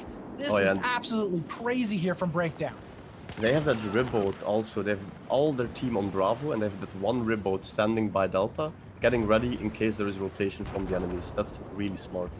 Lego going 20 and 18, or I think that was 10. I'm not really sure. It was I didn't get to see it fast enough, but yeah, that is a huge KD there for him, and not something that we were seeing too much of in that last round. But props to him for being able to put up those numbers, as we are going to be seeing that C flag now starting to flash. 84 tickets now to 65. We have doubled the scores. And this is where it's definitely getting scary for VN. What you were saying about the KD is very, very impressive. Like on Paracel, performing well as an infantry player is really hard. This is a huge map. You have vehicles. It's so hard for infantry here. You're absolutely right, and especially because you were talking before about how many times you redeploy. So a lot of times you redeploy, you get onto a flag, you cap it, you may or may not get a kill there, and then you redeploy again. So KDs are not the best way to kind of really gauge how a team is doing. That is for sure, but it definitely shows how well a player is playing when they are able to put up a massive score. And look at this push here right now as we do see VN going in for the kill onto the boat. Can they make it happen? Reps are out, but no, I think we have too much coming back in. The straws are out as well. Infantry up on top of the hill. Hyper Beast even bails out, and that's going to be a full kill there as Catch Me gets the last shot in onto the boat. Was that a smart engagement there? That was not that smart by VN, no. They didn't have any backup. It was just one boat against all the inf and the boat. And we also see a C4 jet ski by Legro who was coming in. In case they couldn't kill him on time, there was going to be that C4 jet ski taking care of him. Absolutely. And we do see Lulu now down below, able to get that sneaky kill there with his teammates. Fishy did end up getting the actual kill, but the assist comes in nonetheless. So Delta going over here to BN. How is A looking so far? As we're also going to be seeing Bravo getting contested. So yeah, they are a little bit everywhere on the map, but again, Breakdown, they're able to clean it up and they're able to stabilize, keep this at a 2 flag for both teams. No advantage whatsoever, just has a massive buffer in order to play with. Yeah, indeed, and we do see rotation going for Delta right now by Breakdown. It would be nice if they could get a 3 flag hold, because the time is like running at 11 minutes right now. So you also have to keep in mind the timer, of course. It's very rare to see the timer running out on this map, but I've seen it happen. I agree, but I think we're going to be just fine. 10 minutes with only 69 tickets left to go. It's going to be a really laid back game if it ends up going to time on this one. But both of these choppers going back and forth with each other. So far, nobody going to be able to get any kind of advantage just yet. Infantry players were going to be throwing some straws their way, but nothing, I don't think, connected. We're not close to connected, as we do see Catch Me If You Can making his way around again, playing that kind of tag team role with his chopper. TVs are out and not going to be connecting onto the chopper. That would have been huge if it did for those guys, but another 3 flag cap is going to be on our way for Breakdown. They're going to start draining those tickets very fast, now up to 100 ticket advantage in VN. What can they do? Honestly, Dalton, is there anything they can do to stop this? They can start rotating better, but I doubt they can turn it around at this point. It's always possible, like we've seen it plenty of times, but I think Breakdown is just too strong at the moment. Definitely have a lot of momentum in their favor. We do see him starting to float down into that beat side of the map. In this situation as well, you got to think about all of these redeploys. Can they actually make it happen on BN? Because you're going to be losing tickets at the same time. While on the Breakdown side, you can start redeploying anywhere you want. Need players over on B, throw him over onto B and make it happen. Catch me if you can. Not going to connect with that TV as he's still just harassing that helicopter. And really, they've kind of bottled up the helicopter and the boat all up to the north side of the map. They're not really doing much there. Oh yeah, I was about to say, but at that moment they got the rotation onto Charlie. They were stuck at Alpha for a while there. Now they managed to capture Charlie, but yeah, they were stuck and their vehicles are still stuck. A Gothic trying to make his way up on top of the beach. He is going to be encountering a couple of infantry players who have made their way out. Yeah, let go. They're now 27 and 23. Awesome job here coming out from this man. He's definitely wanting to take this win. And yeah, Ulu having so much trouble is going to have to really watch all of these straws that are going to be coming his way. I think that was 3 infantry players that were making his way. But Ronzi over onto Delta, trying to get some damage in onto the boat. And Catch Me If You Can has been a thorn in their side this entire match. Yep, indeed. That's what I was expecting. Like, Catch is a very smart player. He's also pretty new to boating. It's like the first season he's boated, or maybe the second. But very unexperienced, and it's lovely to see him. That's what you kind of like to see, you know, the new blood coming in and doing well. Always good to see that. But we do finally have Reason being able to take him down. That's going to be no boat up for Breakdown. The infantry, though, will be coming in on the backside over onto Delta. Try and bolster these defenses. Let Go going to be able to do just that as he picks up Gothic. Might be able to catch another one. Oh, no, through the smoke. Not going to be able to spot him out just yet.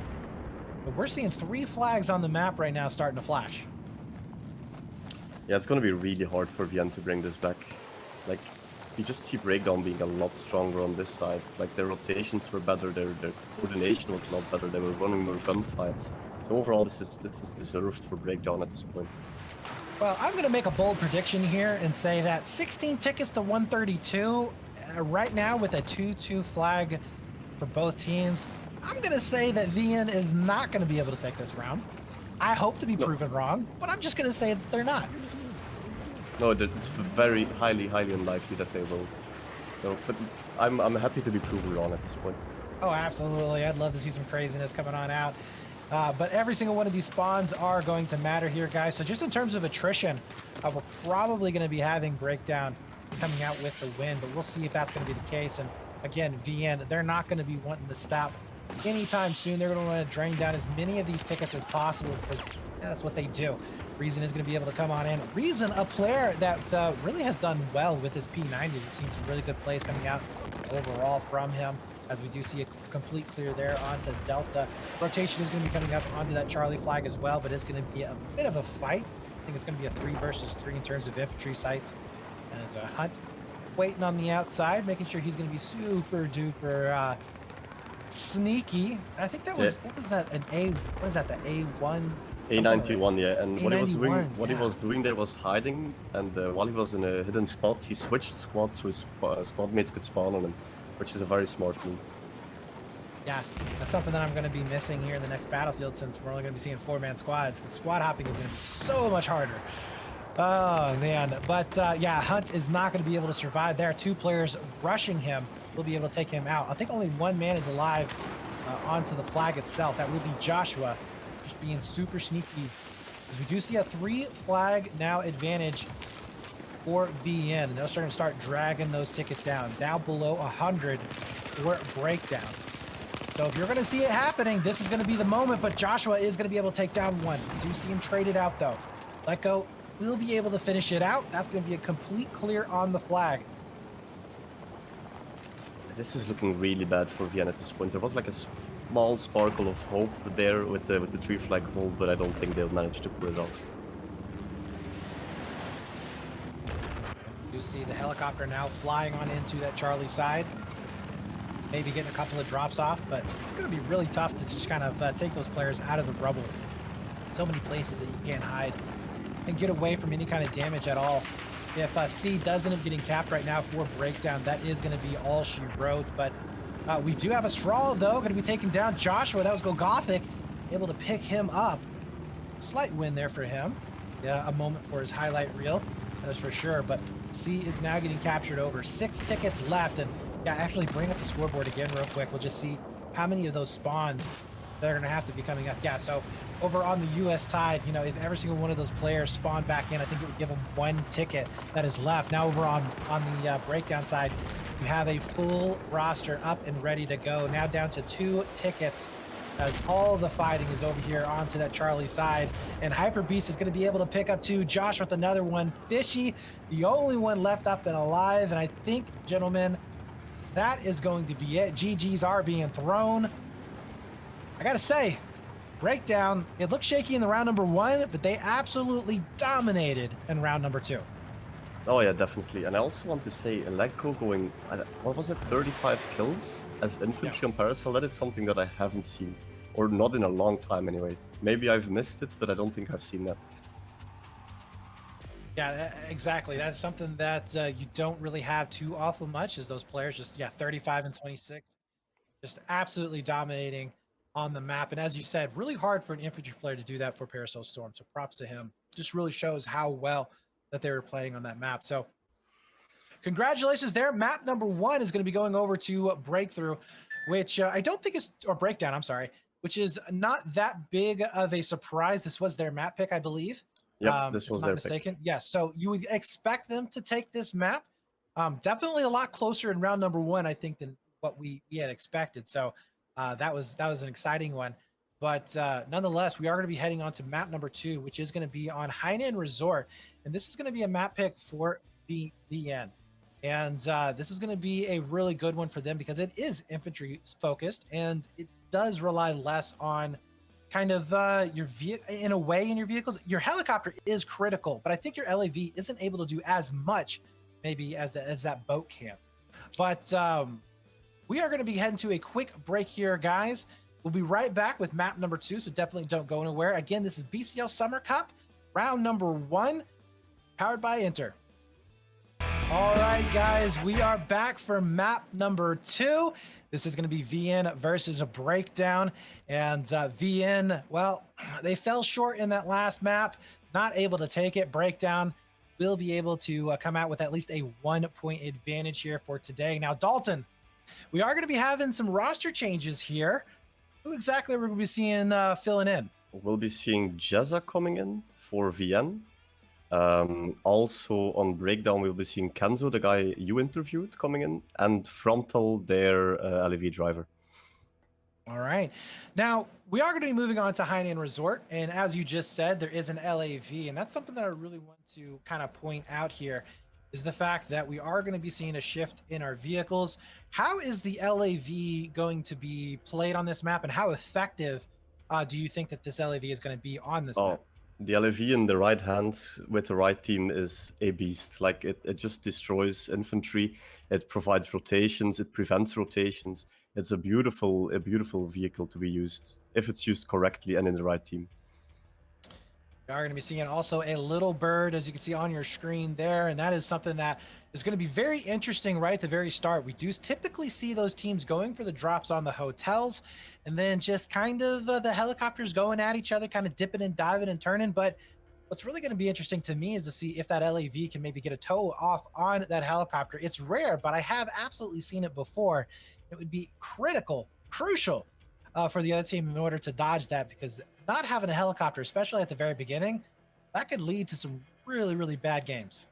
Yeah, definitely. And as a scout player myself, at the start on Hainan, there's so much you have to watch out for. There's that tower, like you said, from the LV. There's the rib boats, 2 rib boats coming for you. There's the enemy heli. So it's very hard to survive the start of Hainan. But when you do, you can really lock down the map for your team.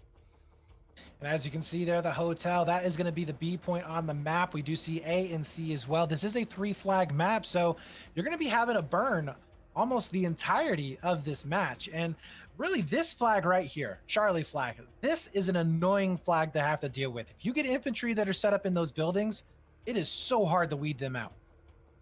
Yeah, definitely. And like the beginning will be about the B flag, 100% sure. And I'm really looking forward to seeing how those teams will play on it. Yeah. Now, you know, this particular map as well, we have seen setups in the past where you know, B flag gets basically isolated. The hotel is left completely alone, and we see the teams focusing on those outside flags, those home flags, that A and C. That is a legitimate strategy. Do you think that we're going to be seeing those teams potentially going for something like that? Yeah, in my opinion, I like if I trust my gut and what I know about the teams, I think Vienne will win the middle fight and Breakdown will go for the back flags and just I think they might be able to hold them down, but we'll have to see what happens. Yeah, that's going to be pretty interesting. Now, as far as like advantages on sides, I always thought that the Chinese side had a slight advantage until the buildings were taken down over on A, just because you could kind of throw a bunch of infantry on top of there, and it was kind of difficult to deal with. But later on in the map, it is so much easier for that LAV to rotate from B into that A site than it is from B to Charlie to help out their squads. If you have to deal with Charlie and you're in the LAV, you kind of are isolated from the rest of the map. It's not like it's very easy to move anywhere else. Yeah, I think the US side has a very good advantage here. They have the little bird again, but also like the Charlie flag, like you said, defending that, there's so many buildings there, so many places to hide. It's very hard defending that. And if you have some like 2 players there hiding, like you will have to use resources getting those players off, and you will lose those resources in the middle. And we did mention the fact that the rib boats as well can be absolutely devastating. We've seen some plays. I remember watching Gump especially, and Gahul going all the way around over there towards the ship that is broken down and being able to pick up a couple of those little birds. I think you were talking about it as well, trying to go for those rib boat plays right at the very beginning. So that's going to be another interesting thing. We are going to be seeing our rosters there. Ronzi in the LAV, Uwu in the chopper. The rest of them are going to be infantry players. Jezza is going to be joining, as well as Fishy, Reason, Christopher, Squirrel, and Gold Gothic. And Fishy, I thought, as well as Reason, did really well on Paracel Storm in terms of the infantry play. Yeah, exactly. They're both great players, but Vienne really has their infantry powerhouse coming in here. The guy I interviewed, Jezza, I'm a really big fan of him. He's such a great infantry player. Like, he manages to outplay people who have been playing this game for years.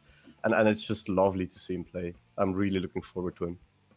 On the other side, for Team Breakdown, we'll be seeing Frontal in the LAV, Joshua back in the Little Bird, Hyper Beast, Randy, Maybe Shade, Letgo, Kenzo, and Cool Hunt, all on the infantry side of things. And, you know, the infantry, well, Letgo did a fantastic job on Paracel. So you got to think that maybe it's going to be transitioning over here onto Hainan Resort.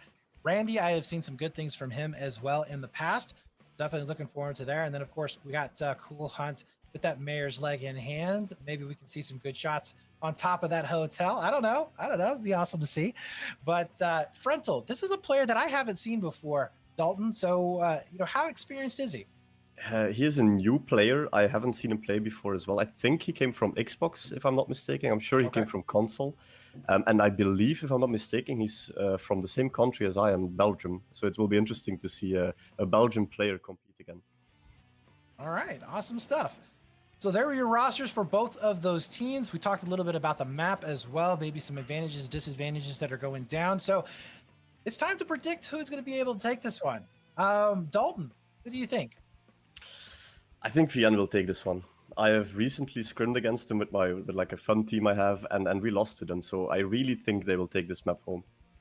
All right. Well, you know what? I'm in for a penny, in for a pound. I'm going to be taking Breakdown all the way. They're going to be able to close this out 2-0 and come out the overall victors in this map. Let us know in chat, guys, who you think is going to be taking the win. Is it going to be Team Breakdown, or is it going to be BN to be able to well, make a comeback here and at least take one of these maps in this series? So 20 seconds left to go. We are going to be getting this thing started. VN on the Chinese side, Breakdown on the US. So slight advantage going to be going over here towards Breakdown in our opinions. And Dalton, as far as our initial breakouts for both of these teams, probably going to be seeing what? Chopper going over here towards Hotel, dropping a couple of people. We're going to be seeing any rib boat action? Yeah, I believe they will send 2 rib boats. That's what we usually see. So yeah, it will be up to who wins the rib boat fights, and then the helis will go at it. We'll see what happens. Maybe there will be a sneaky tow coming in. All right, well, we do see the helicopters now starting to clash here into the middle of the map. And we do see some damage coming on in initially for both of them. Drops are going to be happening as well, so both teams are going to be getting their players onto the hotel, but it does look like Joshua is going to win that fight. So immediately the air advantage go into breakdown. Yeah, and we saw Uwu make a big mistake there. He wasn't this at 11, so he has the disadvantage. And he didn't hide behind his building. He just went for the 1v1 and he lost it. So I think he could have done a better job there by just being a bit more passive, waiting for his ribboat or his LEV to support him, and then going for that play. Right, Frontal is going to be getting aggressive though with that LAV. He's already over there where the artillery truck does spawn. And that could be dangerous there. You get some straws, maybe get stuck on some objects, not able to move on out. But we have seen this play, especially from Calzage. He likes to play really aggressive here on this hotel position. We've seen him doing some really amazing things. So very curious to see what Frontal is going to be able to do here in this situation. Still not able to get B, but we do see a little bit of a flank happening over on Charlie. Yeah, this is what I expected to happen. Vienne winning the Bravo fight, Breakdown going for the rotation, but we do see Vienne trying to stop that. Well, Hunt is going to be on the flag. We'll be able to get the neutralize as well, so no more bleed is going to be coming on in. That's going to be crucial early on in this game. Again, guys, this is a 3-flag map, so as soon as the team gets 2 flags, automatically a bleed is going to be coming in. So very, very important to make sure that you are able to clean this up, and that is not going to be a successful flank going on in, as we will be having more players starting to spawn back in for this hotel position. Now, Josh has not been too aggressive over here towards C. He's pretty much been hanging out just over there towards that hotel side. Nice job there from Fishy to be able to pick up that kill as well as getting the revive. And I mean, should we be seeing him maybe floating around the map a little bit more here? I think he could support his team at Charlie, but then again, Vienne has the LEV there, so either they bomb and they fully commit to killing that LEV and getting the flag, or they don't at all. And it seems like they're very indecisive at the moment.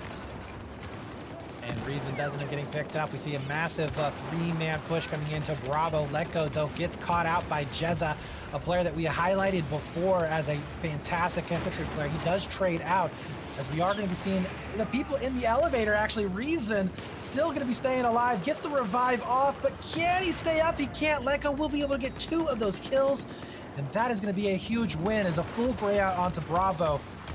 Probably going to be able to get the cap here. Yeah, and it's very interesting. Like, I was talking about commitment, and at that time, Breakdown just fully committed to Bravo, and it didn't work out yet for them. They're all on the roof at the moment, so we'll have to see what they do now. We are going to be seeing some spots going in from Randy. Wow, that is 6 infantry players now on B for VN.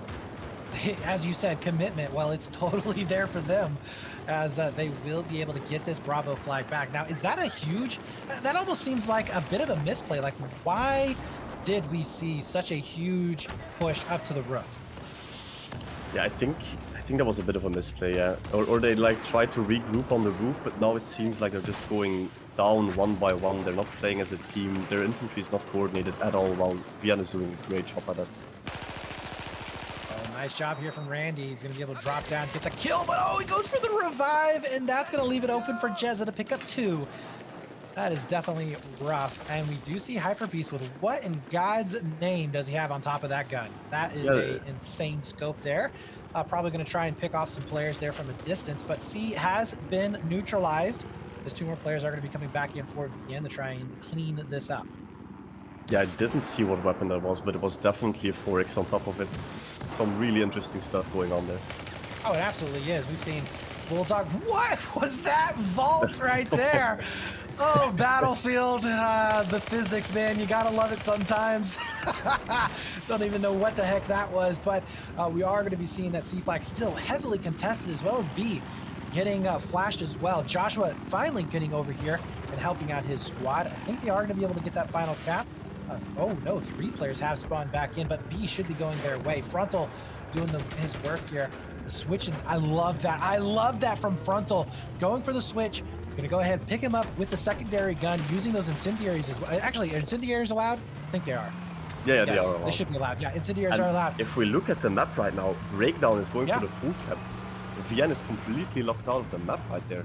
This is wow. This is crazy. Okay, Dalton, as an experienced competitive player, you're in this situation. Do you just put everything on C? That, honestly, if you're in this situation, I doubt there's much they can do about it at this point. Like, I have been here. Like, they can get Charlie back, but we do see a Ribbo, but I think he's been spotted by the scout heli. But yeah, like I said, it's so hard getting out of that base raid on Hainan, especially with the enemy chopper up. Like, he's spotting everything, he's taking the jeeps down, the Ribbos down. There's no rotations happening. So I think this is going for breakdown right now. Like, they were losing, but yeah, they're just winning right now. Oh man, it was almost a 80 ticket advantage, I think, at one point. Now down to just 20. And Fishy has managed to make his way through, so he's getting all the way over here towards A. But again, that helicopter spotting him out. He is going to get taken out, but oh, look at that! Did Josh just get picked up? The helicopter has gone down. No air is going to be available. You even see Fishy laughing there, but... Yeah, Josh hit a tree there and he crashed the heli. Oh man, that is rough for sure. So that opens it up because we do see Uwu here now in the Z11, so he's not going to have anything to have to fight for at least about a minute. This is a big misplay by Breakdown. They had him locked down, but they didn't manage to stop the rotations. Like, there was no javelins on the roof, there was no stingers. Then with Josh crashing into a tree on the ground, that was some big mistakes being made right there. It absolutely was. Jezza now is going to be downtown here on the hotel. He does get caught out, so big rotations coming into the backside. Wow, Shade picking up 2, as well as Lego. That's going to be a full clear onto Bravo, so they are going to be okay for the time being. Golgothic all the way up top, but he's not on the burn. So while he will be able to get those spawns coming back in, they are going to have to fight their way back into the hotel. And in the meantime, those tickets are going down. You do see that long-range shot. Those are those rib boats that we were talking about coming into play, just harassing those helicopters. Yeah, exactly. And we do see Breakdown going for Charlie again, while it does seem that this push got stopped. But Breakdown is still with the ticket lead right here. This is very interesting. Yeah, and we do see our first lead change coming into the game. 144 now to 128. A, though, is getting pushed. Now, this is the first time I think that we've seen VN actually onto this A site. See if they can actually get this thing grayed out. This would be huge for them to be able to stop this bleed. Yeah, they kept committing to Bravo, and finally they realized, like, hey, maybe we should try to go for Alpha, commit there, try to cap that flag instead of Bravo, and just leave it. Well, you know, I mean, in that situation, with such an infantry-focused team, it does kind of make sense to just focus on B if you do have your home flag. I think the problem was obviously is that you were 3-cap there for a little while, so you kind of left yourself in a situation to where, you know, you had absolutely nothing. You gave up all of that lead that you did have and even lost it there to an extent, so not good. But Frontal is definitely looking good here. Picks up 3 onto the flag. He's going to be able to tear down a lot of these walls, so all of that cover and concealment is not going to be helping them out whatsoever. 3 players still going to be up and alive here onto the flag. A has been capped, so we are going to be seeing that flip in the bleed. Only 20 tickets lead here for Breakdown, and that's probably going to get whittled down to almost nothing. Yeah, this is pure chaos right now. Like, there's things going on back and forth on the back flags, on Bravo, on the roof. Like, this is pure chaos at the moment. So Dalton, this is a strategy that we talked about earlier on, where it's perfectly legitimate to hold this A and Charlie flag. When you are in this situation, where do we need to see the vehicles set up for this VN squad? Well, for VN, they have to have their LEV on the home flag, protecting it. If they have their heli up, they can have the LEV be a bit more aggressive. But if it's only the LEV, they need him on that back flag. Because if you have the heli, he can watch out for rotations happening. But if you don't have that asset up, it's so hard to stop rotations. Well, speaking of the LAV being up and being alive, well, he just got absolutely demolished there on C. I would take that trade any day for an infantry player in a rib boat or an LAV. That is for certain. So we do see that alpha flag getting grayed out. Jezza is not in a position really to help out at all. He will be able to provide spawns for his team as he is right underneath the enemy helicopter here. Yes, Ra will be able to take him down. But that Bravo flag is still very strong, very much in the control here of Breakdown. And Breakdown is going to continue on with that bleed. It did get down to even 89 tickets, but now we are going to be starting to go back into the favor of Breakdown. Yeah, we see a huge Bravo push from VN happening right now. Like if they can take this, they can turn it around again. But it's so even. It's a really beautiful match. Joshua making his way up into it. Nice. We'll be able to pick up one. Gets the information on the second one. Can't quite. Wow, what was that? 4 players, almost a full squad, has now gone onto that B side. So this is a full commitment, as we stated earlier, onto Bravo. And it does look like Fishy and Reason both getting picked up. 2 players are going to be down below. Golgothic, can he actually get this kill? As he does. So we do see the spawns still going to be able to happen. Still going to be keeping that presence onto Bravo, as we do have now Breakdown losing that B site, which is so hard to get in the first place. Took them so long to be able to grab it. Now they are going to be struggling to just get it neutralized here.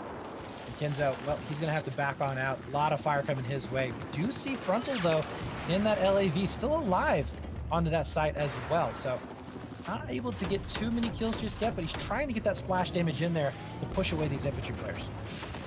Yeah, it's very interesting. Like they're still going back and forward. We see infantry going, respawning, redeploying. Like it's so much fun to see this happening this late in the game. Oh, but Frontal does end up going down. That's going to be Reason coming in with the straw, but even if Reason wasn't there, we see Ronzi as well able to lock him down with that LAV. Bull Hunt also gets picked up, and that's going to be a B flag once again going into their favor. And look at the kill feed there, Dalton. It was red Yep. all day long. That was the VN infantry squads doing what they do best, cleaning up Bravo, winning that flag again. Like it's not completely cleaned up yet, but I trust that they will win this. Oh, it is definitely looking like that's going to be the case. Lego trying to do all that he can. He does get a revive in, but it's not enough, as he will be getting eventually killed by none other than Jezza. Let's go ahead and bring up the scoreboard and see where he is sitting right now. Jezza at 20 and 9 kills. The guy is absolutely crushing it. 15 and 11 is going to be Golgothic following it up, but he is definitely doing his job, and that is the reason why we highlighted him before going into this match. And he is making a huge impact. And now we're possibly going to be seeing a 3-cap, but going in the favor of VN. Yeah, like you said, Jezza, beautiful player. Like he's so new to the scene, and yet he's performing this good. It's unbelievable. And like I love seeing new players perform like this. It makes me really happy. Reason is going to be here. Did not see B flag getting capped over, so that is going to be good here for Breakdown. But 30 tickets left now to 60, doubling their score VN. As we do need to be seeing them getting onto some other flag here pretty soon. A is going to be completely cleared out. B still getting flashed. As Kitzo doing all that he can to try and clean this up here. Remember, the air and the ground armor is going to be up for VN, not going to be up here for Breakdown. So that is going to be a massive advantage. I think it's safe to almost call a GG at this point. I don't think Breakdown can bring it back. With only 7 tickets remaining, they still have a bleed against them. Yeah. So I agree. We're not going to be seeing a neutralize coming in at A, so that will be it here. That is the power of a 3-flag map. And yeah, congratulations. We are going to be seeing 56-0 in favor of VN. That's going to be the first time that they have taken a round so far. And they look pretty good. I don't think they looked as dominant as maybe we would have thought they would have looked, but they definitely look good.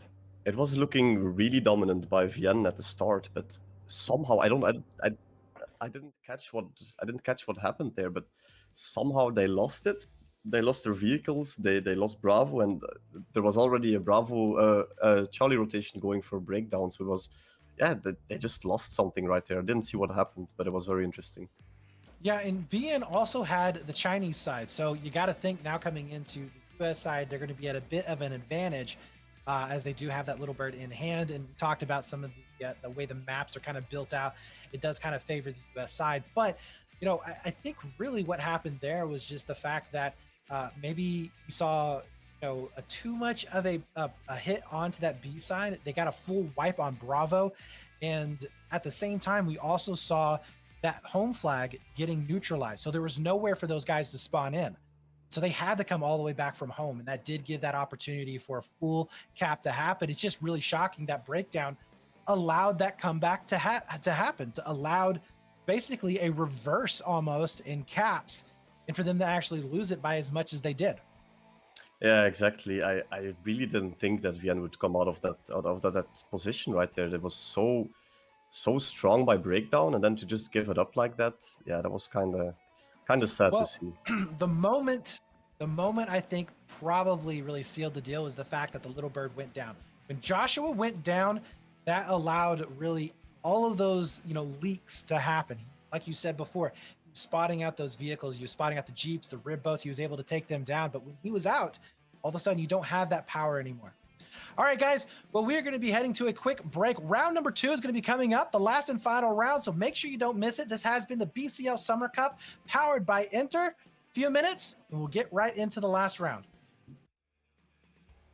All right, guys, we are back for our last and final round of the evening. I am Brett FX, joined here by Dalton. And if you guys are just joining us, this is the BCL Summer Cup powered by Enter. I gotta say, Dalton, that was that was an interesting round last time. We talked about how it just back and forths and really how breakdown, well, they kind of had a breakdown. I mean, they should have been able to come out with the win. They had that 3-flag cap, and they just let it go. So going into round number 2, they're going to be over on the Chinese side. What do we need to be seeing coming out from them? Because they are going to be at about a 56 ticket deficit. What we need to be seeing is a strong hold by them. Like, sure, Josh made a mistake crashing there, but like if a breakdown had javelins on the roof or a stinger or at least a straw spotting people, that would have gone a long way. But they counted on that scout heli being up, and once that went down, their complete plan, like, it just fell into shivers. Right. Well, that is that's going to be a lesson that they're going to have to learn from. Now, as far as their infantry play that fared, I didn't think it was too bad. I think the advantage was definitely over onto the side of VN, especially JezzaGee putting up the numbers that he was able to there on that hotel hill. But, the infantry play, do they need to maybe kind of step it up a little bit? Or, what I would like to see coming out from breakdown is maybe just a little bit more pressure on those back flags. They did a decent job that last time. Obviously, they were able to get C and then train it into Bravo as well. But I would kind of like to see them, especially on A, put some more pressure on those back flags, because if they can get up inside those A buildings, it is very annoying to have to deal with, especially as an LAV. Yeah, exactly. I think their infantry needs to like play more as a team, which is something that VN does better, in my opinion. Well, we are going to be getting started here in just a few moments here, guys. And this is going to be switching sides, Chinese side now for the breakdown squad, being on the US side. And, we did. Who actually won the battle at the very start? I think it was Breakdown who won the helicopter battle, right? Breakdown won the heli battle, but VN won the Bravo. Right. So they won the hotel and lost the heli battle in the end. So you think we're going to be seeing much of the same here? Or, I mean, honestly, if we see Breakdown going down with the helicopter and losing the hotel out, that's going to be quite a loss. Yeah, I think, like, it's maybe a bit biased, but I think VN will be taking this round as well. All right. Well, guys, what are your predictions now? Round number 2 is about to start. We just saw a pretty decent map coming in for VN. I'm still on the Breakdown train. I think they can pull it out. I believe in you, Breakdown. I believe in you. Take my energy. What about you, Dalton? You're still on VN? I'm still on Team VN. On VN. I think they will do this. Yeah, I think they'll pull it off. I can't make them see the light, guys. I'm sorry. But let me know, chat, who you guys think is going to win. Is it going to be Breakdown or VN? As we are going to be heading into our map here pretty darn soon. And we'll see how the conclusion is going to be faring in just a few short moments. And we're getting the all good here from production team as well. By the way, I want to give a quick shout out here to the production. It has been absolutely fantastic. Captain Obvious with the Observer, as well as Patty on the producer. You guys have done a fantastic job here. It has been top notch. Loving every second of it. You guys out there in chat, give them some props. You absolutely deserve it. In fact, you should give them some props by throwing a follow down below, because you're going to be coming back for more Battlefield action. You know it's going to be happening. So might as well just do it. Make sure you follow us on our social media platforms as well, as we're going to have many more matches coming up here in the future leading on into 2042. 23 seconds left to go as we are about to get things rolling. And I am excited to see how this is going to be developing.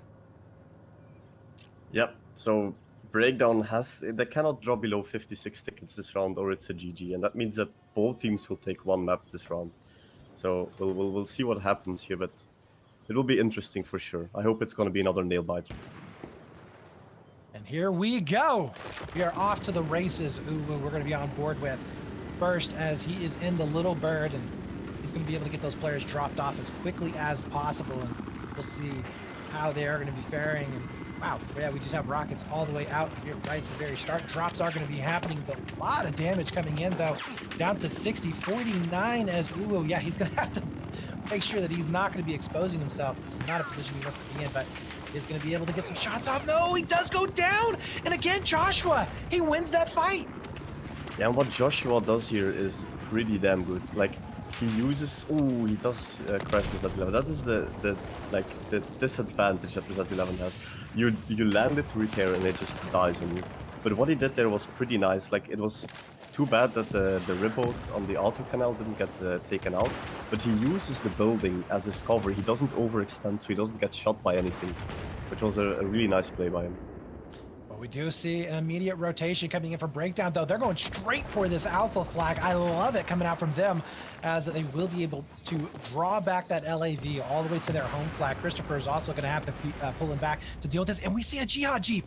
We see a Jihad Jeep coming in. A C4 Jeep. Is he going to be able to connect with it? He is going to be coming on in. Spawns are going to be up as well. I think he may have been spotted out there. I don't know. Yes, he was. So not going to be connecting. That would have been absolutely massive had he did connect with that LAV. Probably would have owned that flag at this point in time. But right now, VN, they are going to be able to start out with this bleed and get about 30 ticket advantage. Yeah, if you look at the score, it was just all blue that we saw there. Just Breakdown winning all of the fights. And they managed to get a 2 flag hold right now. So now Randy's going to be back up in the rib boat. Probably going to go for another push there towards that A flag. But yeah, as you said, it is blue all day long. Jezza is going to be able to pick up 2. Ronzi with another one. And yeah, another rotation coming in for Randy onto this A side. And it's going to be probably a really big spawn as well. Just trying to do as much as they possibly can. Burn this flag down as quickly as possible. But immediately, you do see Ronzi pulling on back.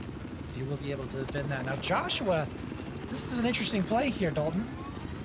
Yeah, he's sneaking up on Uwu, and it seems like he's spotted now by his Stinger, but Uwu is still unaware what's happening. Yeah, this is a very smart play. Wow, that is a huge. I don't even think really that he was able to do much of anything at all. Now, he does end up trading out helicopters, so really no advantage. Is both helicopters just killing themselves off. It's unfortunate in this situation, but that's some big brain plays there from Joshua. Now up on top of the roof, we do see some back and forth action. Golgothic is going to be able to take down Joshua, and we are going to see 2 players still going to be live here on top of the roof for this Breakdown squad. And what George did there was really good. He managed to take out the scout, and he provided a rotation for his team. Even though he died himself, it doesn't matter at that point. Both helis are down, but he managed to provide a rotation for his team as well. Yes, he did. Ronzi is very low, 33 health. Another straw could actually end him here, and he is going to be down to 14, but he does have some repairs. It's not enough, though, as Joshua with the small will be able to clean him up. Now, we do see the LAV also rotating here for Breakdown. He's going to be all the way over here towards A, and this could be a huge play for them, but he does need to be careful not to get pinched by some of these players coming out for VN. Yeah, all flags are blinking right now. It's going back to pure chaos. There was a hold for a while, but at this point, it's just chaotic again. You know, I like the use of these javelins. This is something that I didn't really see a whole lot in the past, but this javelin play, at least having 1 player with it, that's pretty legit. I like it. Yeah, it's very useful. Like, again, it's the same as with the Stinger. It provides pressure onto the LAV. Even when you're not shooting it, the driver always hears the sound. And he's like, oh man, there's a javelin aiming at me. I have to be aware of it. And you're just confusing him and putting pressure onto him. That it is. So A has been grayed out. We are going to be seeing another attack here onto B. Liking this so far, and Kinzo trying to get the shots on the helicopter. Doesn't matter though. I think the helicopter didn't get. No, he's just disabled. Still going to be alive. think he finally did end up falling, but Kenzo will end up getting taken down. Jezza and Vishy both picking up kills, traded out now by Joshua and Lego. So there's a lot of action here onto this hotel building, and we're not seeing anybody able to get a flash on it just yet. So where are the rotations going to be coming in if you are Team VN? Yeah, they have to get on a flag now. Like, it's so hard for them. They're also losing Bravo right now. They do have the LEV going for Alpha, which is nice, but this is looking pretty grim for VN at this point. They still have a huge ticket lead though, so there's a lot of work. Yeah, I think that's something you have to recognize is, you know, you take that 56 tickets there from the last one and you add it on to VN. I mean, it's still a really big lead that they have and a lot of advantage going in their favor. But Breakdown, if they can hold on to this would be absolutely huge. Now, they are losing over onto that A side of the map, but if they can get B and push them over there onto Alpha, it will give them a really good defensive line that they potentially are going to be able to hold. LAV is getting aggressive, though, on the VN side. He's going to be able to get those nice side shots on the hotel, and that's causing a lot of damage and splash. Maybe not getting those kills, but it is going to allow those infantry fights a little bit easier going their way. Yeah, the VN lost Bravo, and now they like have to be aggressive and try to get it back. We also still have Breakdown players on Alpha, which got cleaned up by Uwu. But yeah, it's very strong by Breakdown again. They messed up the start a bit, but this seems to be a thing that Breakdown does either. They succeed at the start like we saw on Paracel, and then on a map like Hainan, they fuck up on the start, but they managed to bring it back. What just happened to the helicopter? Did you just see that? The little bird went down for VN. Not sure if he got hit with a straw or what, but he just absolutely was deleted there. And now we see the rotation coming in from Breakdown all the way over to A. I love this coming out from Breakdown. Yeah, indeed. They're doing a great job, and we do see VN winning the fight over Bravo at the moment. But, like you said, Breakdown has that rotation onto Alpha, which is a huge play right here. And Hunt is going to be getting that burn started right now. We're not going to be seeing too many spawns off him just yet. Did he actually, did we see some spawns over onto that B site for him to stay alive? We do. So the LAV is going to be coming on in. We still have some infantry presence there onto Bravo. So they haven't been completely cleaned off, as well as the Little Bird is going to be up and able to provide that support. So we're seeing drops coming in on top of the hotel. We're seeing a push over here onto A. This right here is going to really tie up a lot of those infantry players and a lot of the attention of the end, where they're not going to be able to rotate out towards that C flag. Yep, definitely. And what would be a smart play by Breakdown here would be focusing on the LEV. They have the heli up, they have some inf contesting the LEV, so just like putting everything towards killing the LEV. Well, Gothic is going to be alive and ready for these players to come in. He will be able to take down one more. Is looking pretty decent here onto Bravo, but they are losing it in terms of just bodies on the flag itself. So it is going to be going back their way now, but it's really critical that it was neutralized out. Breakdown needed to slow down that bleed as we are getting close to that 56 ticket mark. So less than 30 tickets available for them to actually win this map. Now, Hainan Resort is a map with very few tickets where you can make this happen, but it is going to be an uphill battle as VN, well, they're not ready to say die just yet. B does go back their way. A is going to be getting taken over here for Breakdown. You see that rotation out for C. Nobody is there watching it. That helicopter, I think, might need to take a look back there. Yeah, he didn't spot it. Maybe he saw it now, but yeah, again, great plays by VN. Oh, trying to get those repairs going in. Christopher, though, sees the tail of the helicopter, not quite able to connect with the straw. But now that C flag is getting flashed, look at that. 3 players immediately just jumping onto the site. That is going to be huge. So where's the response from Breakdown? Are they going to be able to flood into Bravo and capture it outright? And it seems like that's what they're doing, but I think they got wiped on Bravo again. It seemed like a bit of an overplay right there by VN, putting three people on Charlie, but it seems to be working out for them. They do have to go back to Bravo now because there's a huge presence by Breakdown. Beast is going to be coming on through with the Brit boat over onto the backside of B. Kinsey is going to be up top as well. So that bleed back over into the favor of VN. We are now down to 4 tickets, now to 2 to make this happen. And to be honest with you, I don't think it is. So Breakdown, they are going to be losing map number 2 here, guys, just in terms of the spawns. As much as I would love to see this 2 flag burn really go their way, that's 130 tickets that you are going to have to just play perfect Battlefield. And ladies and gentlemen, there is no such thing as perfect battlefield in this world. As we do see 2 more players getting picked up there onto that Bravo side. A is going to be getting capped back over. C is going to be safe for now, so that bleed just about to go into the favor of VN. And VN, as you said, this was their map, and they definitely looked really strong on it. Yeah, I'm glad to see that each team won their chosen map. It means that they picked right. It's good to see. Absolutely. Real quick though, I do want to see the scoreboards as we have gone below that ticket count. I want to see how well that the players have done. Yeah, Ronzi going 20-5. That is fantastic. JezzaGee actually not having as much of a blowout game that he did in the last round, only 15-6. And you know, honestly, Dalton, I think that's a good thing. If your infantry players who are supposed to be star players and on that hotel flag is not having a big game and you're still winning, that means that your team is pretty much dominating overall. Yeah, that's a great play. Like, it's always nice to see one player perform well, but that does not reflect on the entire team. I would rather see an entire team function well than having one player do it.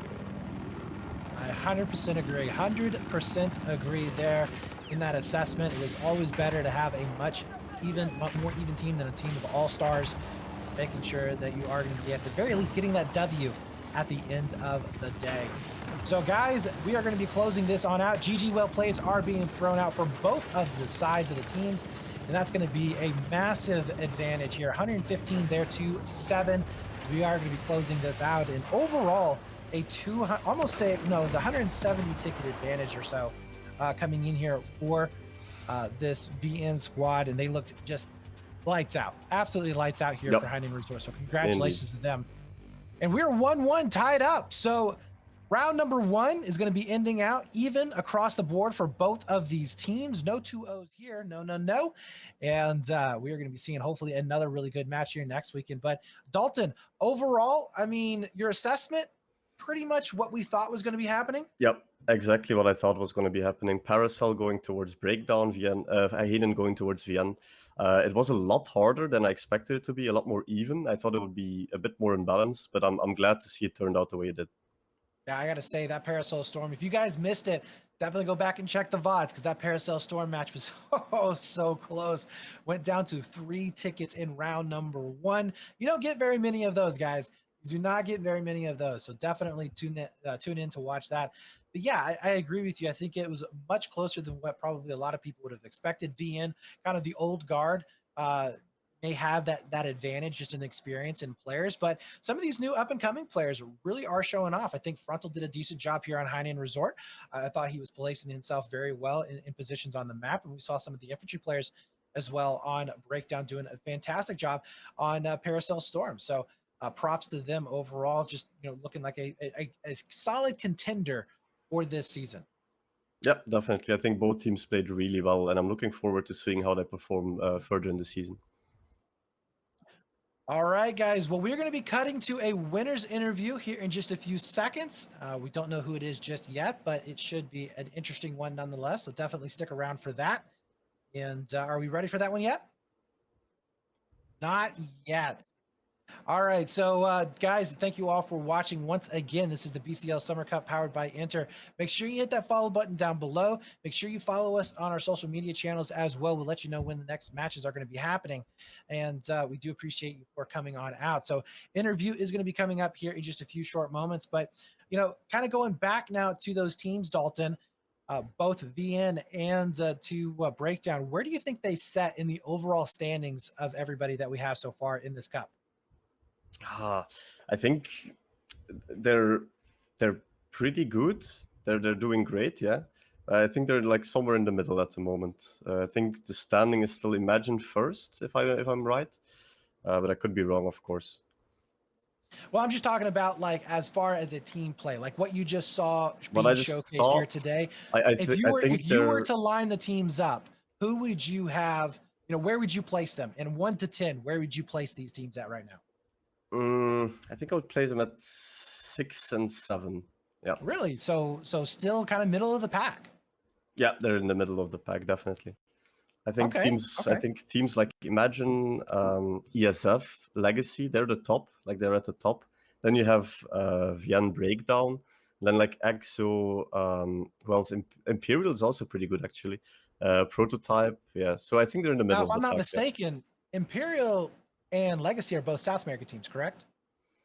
Yeah, they're both South American teams. I think Imperial was founded by Brunwao, if I'm not mistaken, which was a player of Legacy. So it's very interesting to see another Brazilian team compete. Yeah, absolutely. Especially back in the day.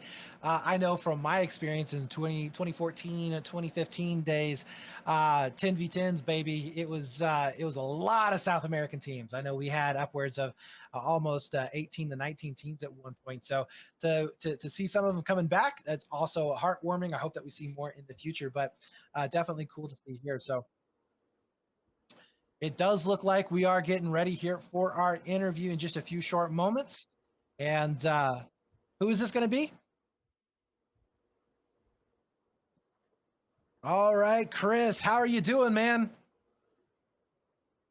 Oh, I'm absolutely fantastic, man. Appreciate the show that you guys just put on for us.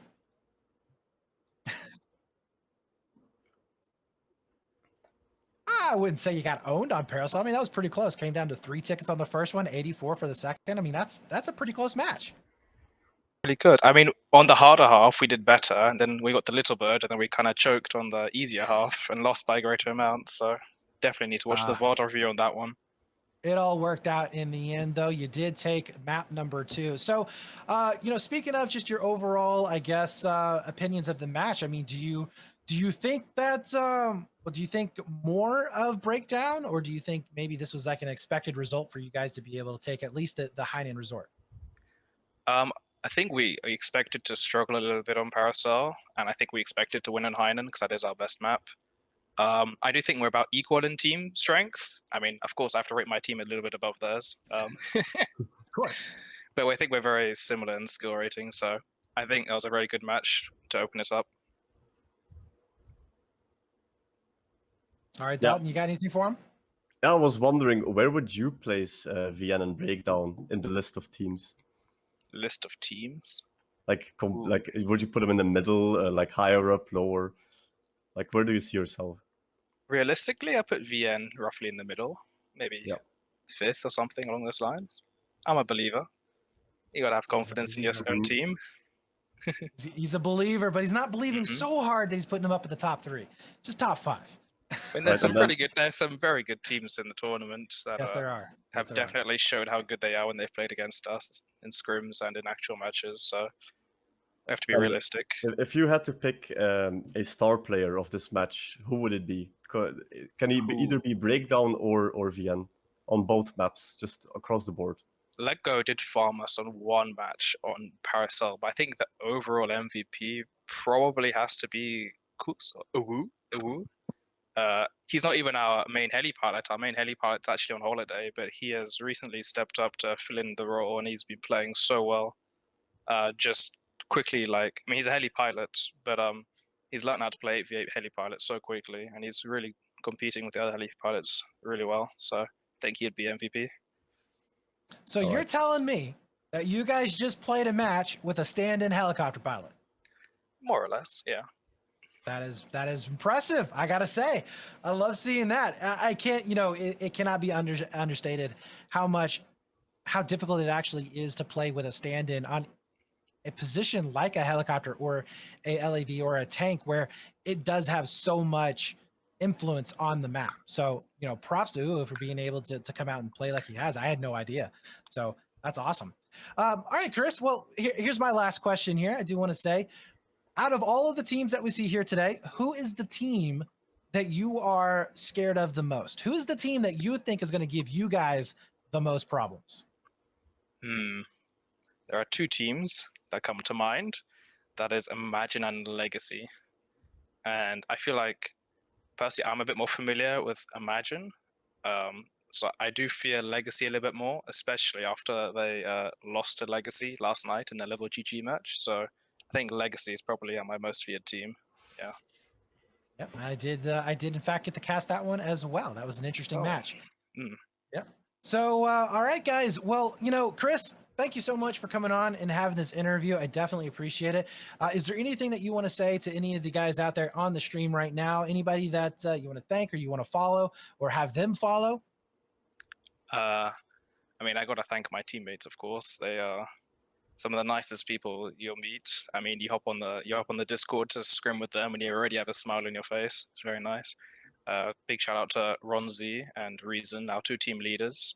Ronzi is the one who mainly comes up with the strategies and really pulls us together. And Reason's more of our infantry leader and kind of shit talks us when we're playing horribly and gets us back in line. And I think that's exactly what you need in a team. All So shout out to right, those well, guys. good. Big props to all of you guys. Congratulations again on that last map. Congratulations to everybody for playing here today. This was a fantastic event, and this was the inaugural BCL cast here, man. This is awesome. So you guys were the first teams to be cast here on this channel in this production. You got to be happy about that, right? Yeah, you got to open with a bang. You got to open with the best teams. That's right. Yeah, there you go. There you go. All right, man. Well, we are going to end it out there. Thank you guys for tuning in and watching. Thank you, Chris, for showing up for this interview. We definitely appreciate you coming on. Yeah, thanks for having me, man. It's been great. All right. Have a good one, man. Thank you.